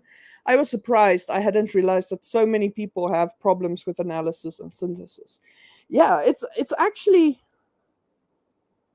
and I'm not sure if why it is that I'm this good at it. Like, because yes, I have an economics degree, a bachelor's. Actually, it's a commerce degree, but I majored in economics and investment management, and then because I am that Renaissance chick asshole idiot that doesn't pay, like, doesn't really stay to realistic things, I took a whole bunch of other stuff on top of that, to the point where I actually, the running joke at one stage was that I can take 3 modules and finish with 5 extra degrees. So because I took such a wide variety of degrees. Like, I think if I do 1 module of accounting, I can do an accounting degree. 2 modules of math, I can get a math degree. I can do 1 module of like financial management, and I can become a financial manager, but then I would need to do a professional like financial management thing. And I need to do like 1 professional examination, and I could actually qualify as an investment manager. But because originally I actually planned to become an investment manager, and then realized when they were talking about like, so many of my friends get a stroke at age 35, and I listened to this and everyone else is like, oh, and I'm like, yeah, that's not a selling point. I would like to not have a stroke at 35, which is a good call, because here I am turning 35 at the end of December, and so far so good on the stroke front. I had a scare this year where I thought I might stroke, but ended up not doing that. So I think it was just a panic attack. But fingers crossed. So far so good. But yeah, I don't know if it's because of this wide variety of things that I studied that I just kind of had to put all of them in my brain, or is it just because of the fact that I am, and this is without being like this the whole time, linguistically gifted? I don't know. It's just one of those things. But part of why I originally got the contract to do the communications, or specifically the content for the company that I'm contracted to right now, was because I was like literally the only person who could take interviews with like women entrepreneurs in Africa, and take those and actually successfully write engaging essays about them based on what they said. So, like, that's also synthesis, but that's the fact that I could do that was actually what made the person who originally hired me for that job say, but listen, I need someone to write blog posts about projects around the world for my company that I'm working for. Would you be interested? And I said, oh, yes, very much so.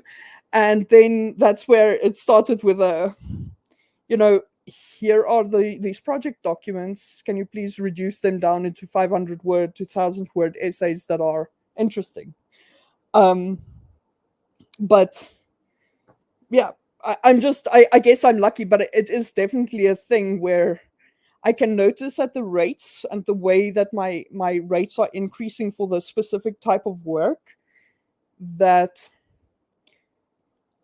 how to put this. I'm not, and it's not to brag, but it's definitely I've got a very rare level of skill in this because, I'm I don't know how to put this. But yeah, when people realize what I can do, they're very, very quick to jump onto my skills to pull me in. And it's again also because of the fact that I am a Renaissance chick with way too many interests and zero focus. Because then they're like, "We need to do this and this and this," and and I will be like, "Oh yeah, I tried that once. We can do it this way." you, so I'm kind of a handy person to have around with projects when you have like a team of 5 people having to execute like a 5 million euro budget or whatever. It's useful to have me around because I'm a bit of a Swiss Army knife. But yeah, so anyway, I digress. Let's see. But yeah, synthesis is really you'd think it's a thing, but it's like something a lot of people struggle with. It's really strange. Um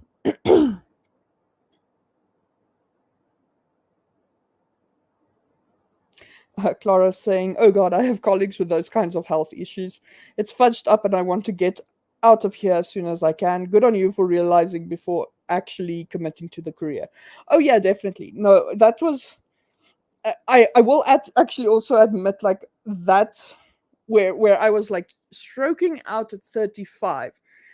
That whole situation actually happened right on the heels of me having my first existential crisis at the age of 21. So I think at that stage, I was just blessed with this moment of clarity after realizing that money really isn't everything. Because I left my original degree, which was actuarial sciences, I left after almost throwing myself in front of a car. And then it was like, oh, goodbye to making lots of money and all that stuff. And then I realized, but, you know, I'd have my Ferrari at age 33 and I'd probably blow my brains out inside of it. So sorry for those of you who are sensitive around these things, but that was the literal thought I had, and that made me decide to go change my degree. And so when I walked into this class, because basically in terms of difficulty, I just took a step down from this degree that I was studying to something that specialized a bit more into the investment side rather than the mathematics and the statistics around it. And then they were talking about this, and I was already like, no, I already chose life. I'm going to choose it again, but I can't. Like, I chose it like literally 2 weeks ago, so I'm not changing the degree again. But what I'm going to do is kind of add things to it. So I did stuff like I did investments, and then on top of the investments and accounting that I had to do, I did some economics extra. And then on top of that, I also did entrepreneurship subjects. I did strategic management. I did a Mandarin for a year and a half. On top of, but that was because I did it at school already. So I did like industrial psychology. So I did a lot of things. I think the only part of like running a business that I didn't actually pay attention to, like in terms of taking a class in it, was logistics management. So yeah, it's one of those things of like, how do you know a lot about a lot? It's like, yeah, well, because I'm thirsting for knowledge and I have no sense of self-control. But it's not like, I can't compete like with any one person who specializes in something, because they will invariably know more than me. But it's just like a lot of people go like, let's say logistics manager will know everything about logistics, but then if you start being like, hey, these numbers and pricing things that you gave me don't make sense, they won't know the difference. So whereas I would, because I pointedly and strategically studied enough of each subject to actually be able to tell someone that I would hire for my business, like if I outsource, so that I can tell them they're talking crap to me. Basically, that was what I did. Clara says, I'm 37 now, and by 40, I no longer want to be in corporate. Oh, yeah, no, I sidestepped corporate completely. Part of why I decided not to go into investments was because I knew where it was going to be up. And I was just like, mm-mm, I can't. So I actually left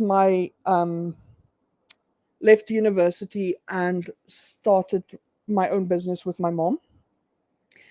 And yeah, when I mention sometimes that being rich and a millionaire isn't all it's cracked up to be, I'm speaking from experience, because we built that business up to a 50 million rand, which is close to $1 million a year turnover business in a question of 18 months. But then, unfortunately, what happened was my mother, without informing me of this, took money out of this business and loaned it to my uncle on the promise of all kinds of shit that he promised her, and then he stole the money. And basically, the amount she took out of the company to do that was enough to sink the business. So that was existential crisis number 2. But yeah, so but that's part also of like that industry made me absolutely miserable. So maybe it was for the best, because that's how I came to be here. So and if anyone ever watches the old videos that are on my channel, like that shit like went down right like in the middle of when I started my channel, which is also why there are significant pauses in between, because I had to deal with some shit. Catherine says, I graduated from my undergraduate program with a major in biology, a minor in chemistry, and a minor in psychology. Well done. And then I took another undergraduate degree, 2 master's degree, and 3/4 of a PhD. Holy cow, woman! That is impressive. Like legit. That is very, very impressive. For me, it was just a case of I was actually like full blown interested and going for academia in economics until I reached the second module of my third year. And to actually had, instead of reading, it sounds strange because what happened with me before was for the exams and stuff for the first like 2.5 years of that course, the reading and stuff, it would be mainly like textbooks, and then there would be academic papers, but they would be very specific and like very into detail. So didn't really notice that there's a problem. And then I got into the third year, and instead of a textbook, they gave us academic papers, and it was literally like, if we were to say that the papers, because they printed them A5, so on a, if you look at a letter size page, they printed a 2 like this, and then on the other size 2, so each page was actually 4 pages. So keeping that in mind, I think the stack of academic papers, like the number of pages, would probably have been as tall as I am, like physically speaking.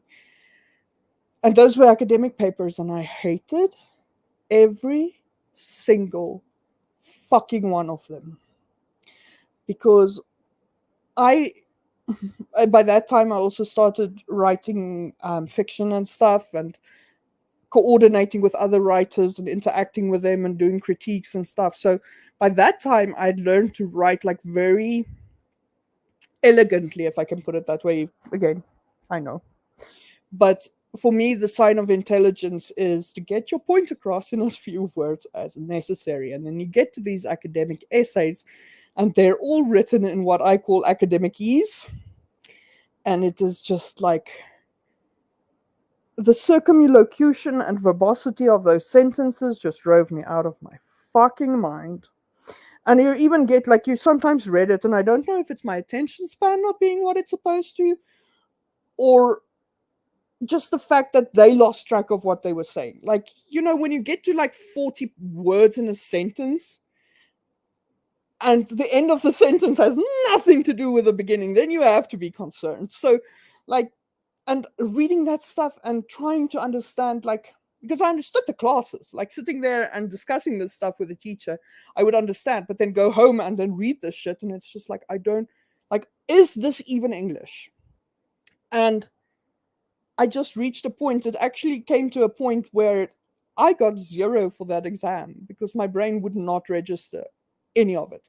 and I had to redo that entire subject the next year. And then I did well with that. And then someone asked me, don't you want to do honors, which is for people outside of South Africa. Honors is like a half of a master's degree, basically. So you do a thesis for your honors, and then if you do your masters, you take that thesis from your honors, and you kind of just add more stuff into it and more detail and go in depth with it to do your masters. Or that's how it's supposed to be, but sometimes people change topics. But anyway, so the lecturer actually asked me if I don't, or one of the lecturers asked me if I wanted to do honors, and I'm just like, sorry, no more interest in academia, because I'm not insane. This would drive me nuts.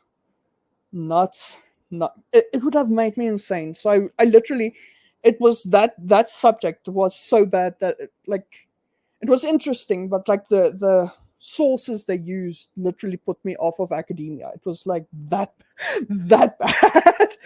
So I'm kind of grateful for this opportunity where I can actually do stuff with an academic approach and do the research, because I find it fascinating. But without dealing with academics, because I cannot. I literally I can't with that academic language. And even and that's the fun part of being a comms manager for a program. If people submit stuff like that to me, I'm like, oh look, the record is 160 words in a sentence, and it's just like continue, because I would just literally be like, listen, we're not doing. This isn't going to academia, so we're not doing academic ease. Nope. I refuse.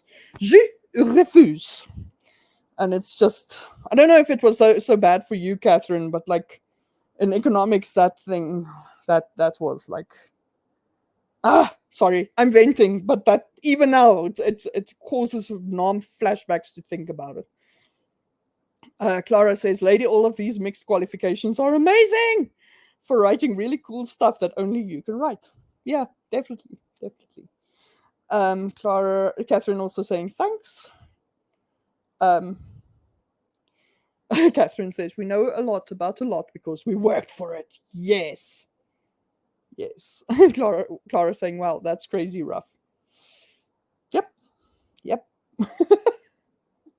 Which is why, like, when it was like this, where I'm moving out this time, I'm just like, well, at least it's just the one thing. I'm just doing this. It's easy in comparison. And I guess that's also the part where if you've been through that, and then you think about like moving to a completely different country completely alone, and you're like, that's not scary. What's the worst that can happen? So I guess that's probably weird. Catherine says, hey, I'm old and I get bored easily.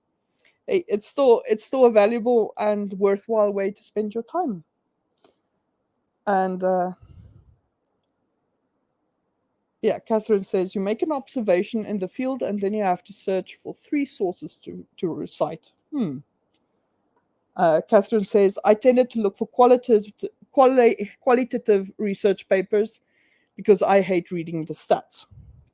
See, I think that was also my thing, because most of the time, I don't know why, I guess I preferred when I wrote my essays for economics to basically draw my own theoretical conclusions based on what we learned in the class, and then research quantitative papers where it's mostly stats and stuff and looking for numbers, and then I would cite the numbers instead of like what someone else said. And then literally, I will admit this freely, because who has that kind of time when you're studying another major as well? If I had to cite, if the lecturer is like, please cite some sources for your quotations, then I would like look for quotations that validate what I was saying and then cite those and cherry pick citations.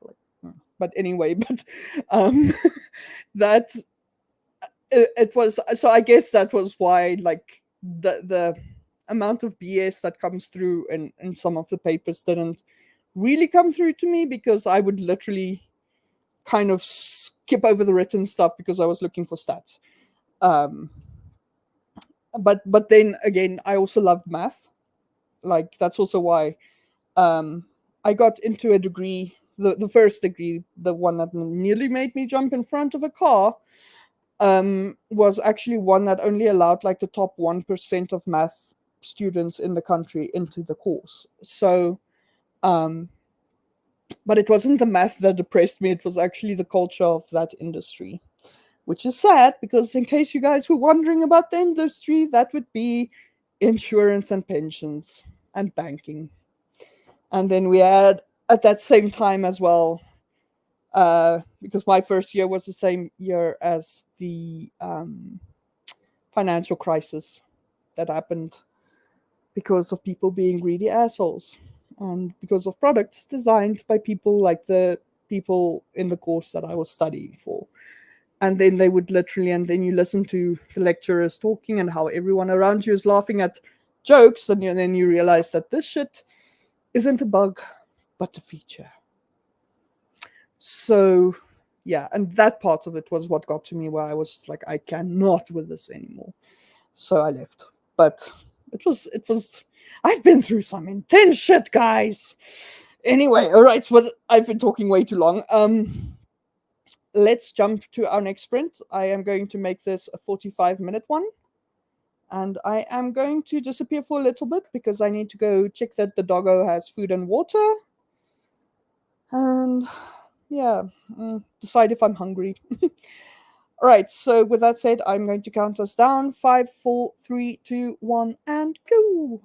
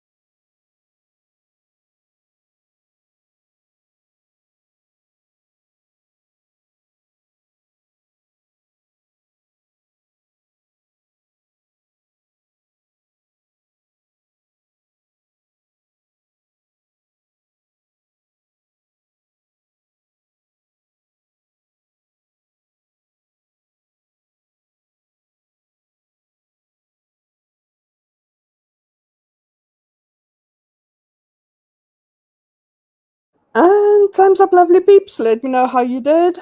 On my side, let me just activate the 10-minute timer for what it's worth. On my side, I just I'm looking for a specific document. I found like the document that I found earlier during the sprint. I've actually found the document I was looking for with the reference to the other one that I've been looking for, which is a specific national strategy. But it is so thin, and I'm just like literally, I'm at a loss. I don't know what to do anymore because I just want a freaking document. But I have a suspicion it's not written in English.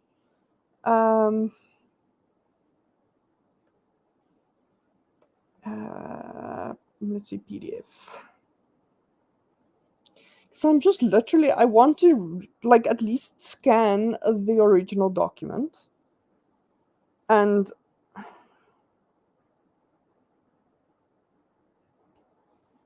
I'm looking for it so hard. Like I feel like I've run out of places to actually find it now.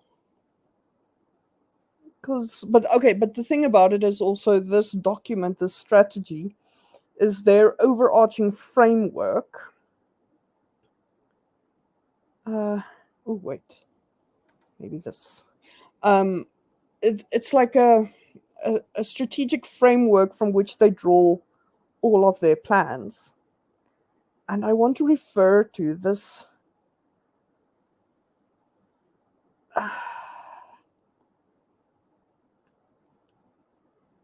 I want to refer to that document. And I just can't find it. I can't find it anywhere. And it is just like, but the thing is, the strategy was launched pre-internet. So it might be that it's just literally not in digital form. And that is incredibly disheartening to me right now. Because I need it. I am a completionist. I like, it's not as strict like the report. Nobody's going to dock points for me.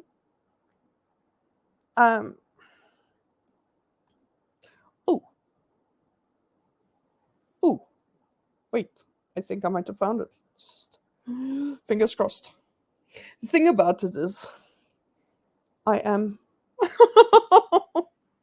an error occurred. It's not there. So the thing about it is, like, nobody's going to judge me for not having it in there, but I want it in there. Oh my gosh. Anyway, comments. Catherine says my programs were very strict. You weren't allowed to make an observation or posit a hypothesis without a ton of citations. And it's very similar with us. They disincentivized just kind of sucking your thumb, because we made use of an app called Turnitin, and you had to run the document through Turnitin, and I think you couldn't get under 90% original for Turnitin, or they would like expel you. They were that strict.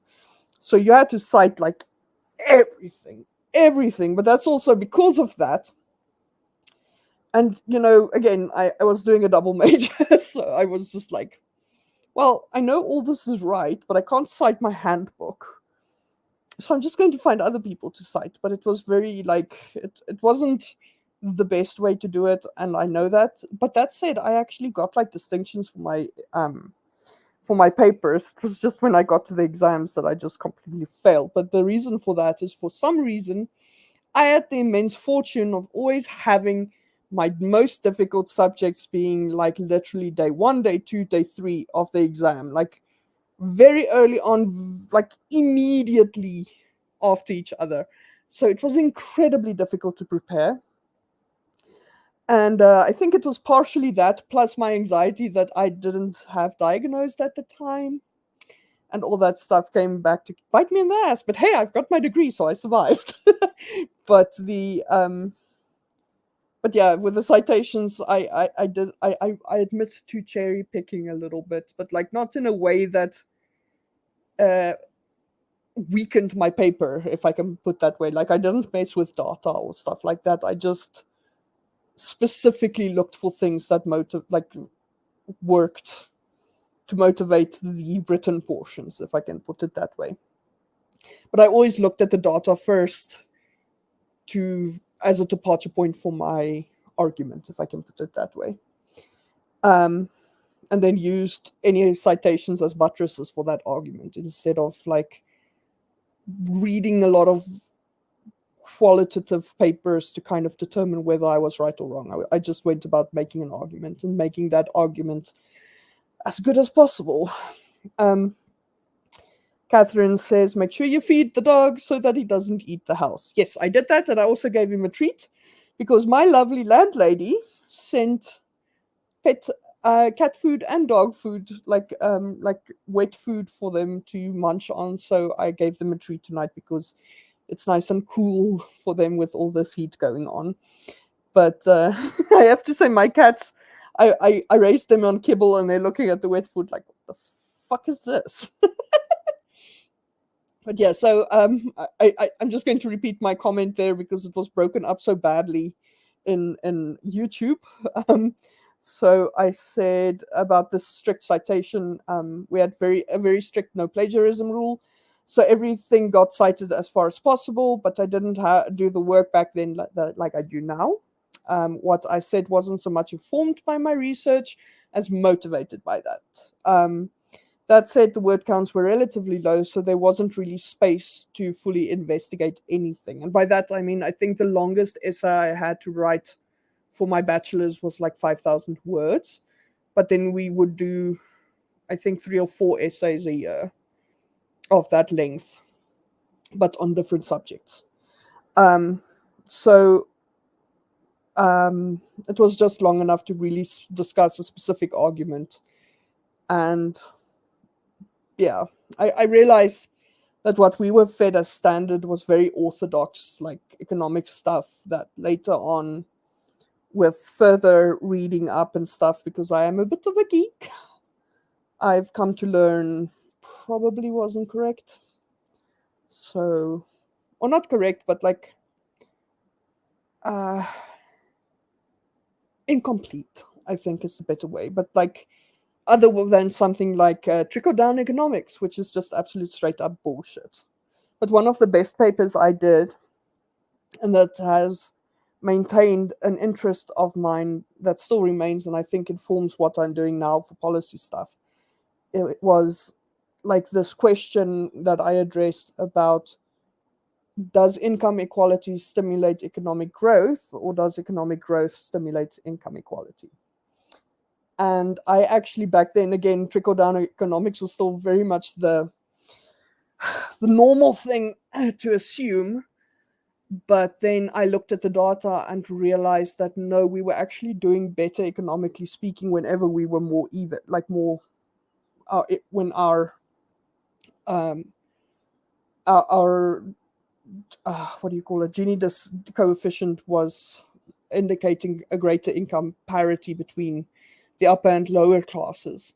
So based on that, I couldn't veer off too much from the orthodox approach. I just said, well, chicken and egg situation. So it goes from both sides. And I actually got really good marks for it. So much so they wanted me to enter a competition with some further research and a little bit more information. But then I didn't have time because, again, double major. So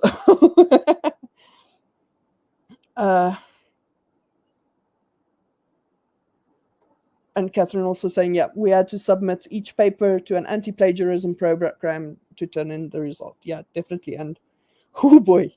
And the best thing about ours is they set it so that you can't see. So you submit your turn it in paper, and they had it turned off. So you can't see how much is plagiarized. So the first person to notice if you had like a 90% or lower originality rate was your lecturer. And some people did get into trouble about it. Catherine says, do you have access to an online university library program? No, I use Google Scholar and then just generally Google and my channels, like asking supply my sources for documents that they have access to and stuff. Because at the moment, the big reason for it is I'm not actually affiliated with any university, so no access. I guess I could ask. I have a I have a lecturer that I could maybe ask. Now that you're mentioning it, worth thinking about. Clara says missed part of the break was having coffee with my husband. Also took a bath. No progress on the beachy, but the bath is important. It's part of the creative process. Catherine says, but you will know it is missing. I remember Turnitin. Yeah, I think they still use it, but it's even better now. Catherine says, made lunch. Nice. Clara says, going to walk the dogs before it starts raining for the rest of the day. If you're still here, I'll be back in 30 minutes. I might still be here. I'm going to run at least a couple more sprints, I think. Because I'm not really, I'm still working, but I'm not reading so much. I'm scanning and looking for this freaking document because I am determined. But I'm wondering, now that I mentioned it, I should actually ask the other guy in my team because he's in Ethiopia. So he might actually have access to that somehow. So I'll ask him. But in the meantime, I'll see what I can do from my side. Catherine says we learn in layers. In the bachelor's degree, you get the beginning. Yeah, definitely. It's. I have to say, the one thing I kind of regret about not going further is I think. But okay, but back then I finished just before it really became a thing. But the developments that came that I'm really interested in, like behavioral economics and stuff like that, only came after I finished. But I kind of regret that I wasn't really there to be part of that stuff because, like, behavioral economics and environmental economics and stuff, that's mainly where my interest lies these days. But c'est la vie. Life worked out how it should, I think. Catherine says, we saw the results and we're expected to fix everything. I have forever access to the library because I was in the graduate program. Oh, that's cool. That is awesome. All right. Our timer went, so I will activate our next sprint, which will be 35 minutes. And yeah, see you guys in 35, starting in 5, 4, 3, 2, 1, and go.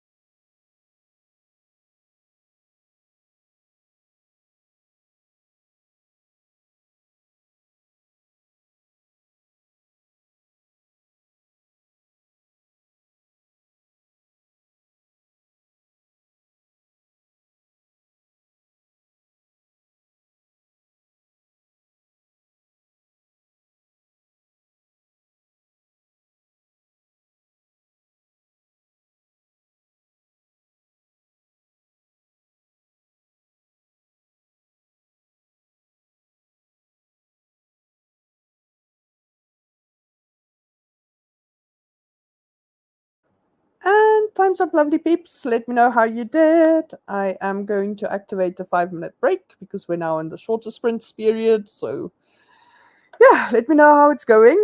Um, I think I am going to do one more 25-minute sprint and then call it a day. Mostly, though, I'm just reading for fun now. I still haven't found the strategy, but I ended up asking my colleague if he has it or can find it. But I have a very strong suspicion. The reason why I can't find it is that it is written in a language that isn't English and which I cannot read. But I did find several additional documents that directly either analyze the strategy or talk about where it succeeded or failed and stuff. That bit is like a little outdated because it's like these things are like at least a decade old. Sorry, I've been slipping downwards. But um, there should be enough information in those for me to actually pull on to create the section that I want to create. So it would be better if I have the strategy, or at least because it seems like the strategy wasn't written on its own, but mentioned in another document, but which I also can't track down. So we'll see. But maybe if that does make an appearance within my life at some point, I can just cite it and just mention it. But I do think I have enough to kind of, I almost want to say, reverse engineer what I need and just cite several projects.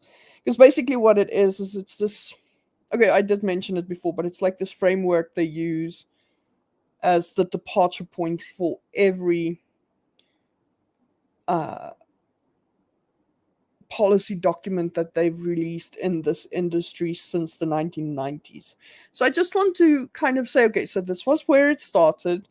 They started and they went from that into this one, and then that one completed, and they went into this one, and then that one, and the ones that are relevant to these projects, I'll go into more detail for. But I just want to at least know. I don't like, again, like I said, I'm a completionist. Like, I'm not going to even necessarily go into so much detail, but I just want to know enough to write enough for there to be a sense of depth in what I've written. So, yeah, it's it's a bit annoying that I can't find it, and it would have been better if I found it so that I can just scan through it at least. But I am, it's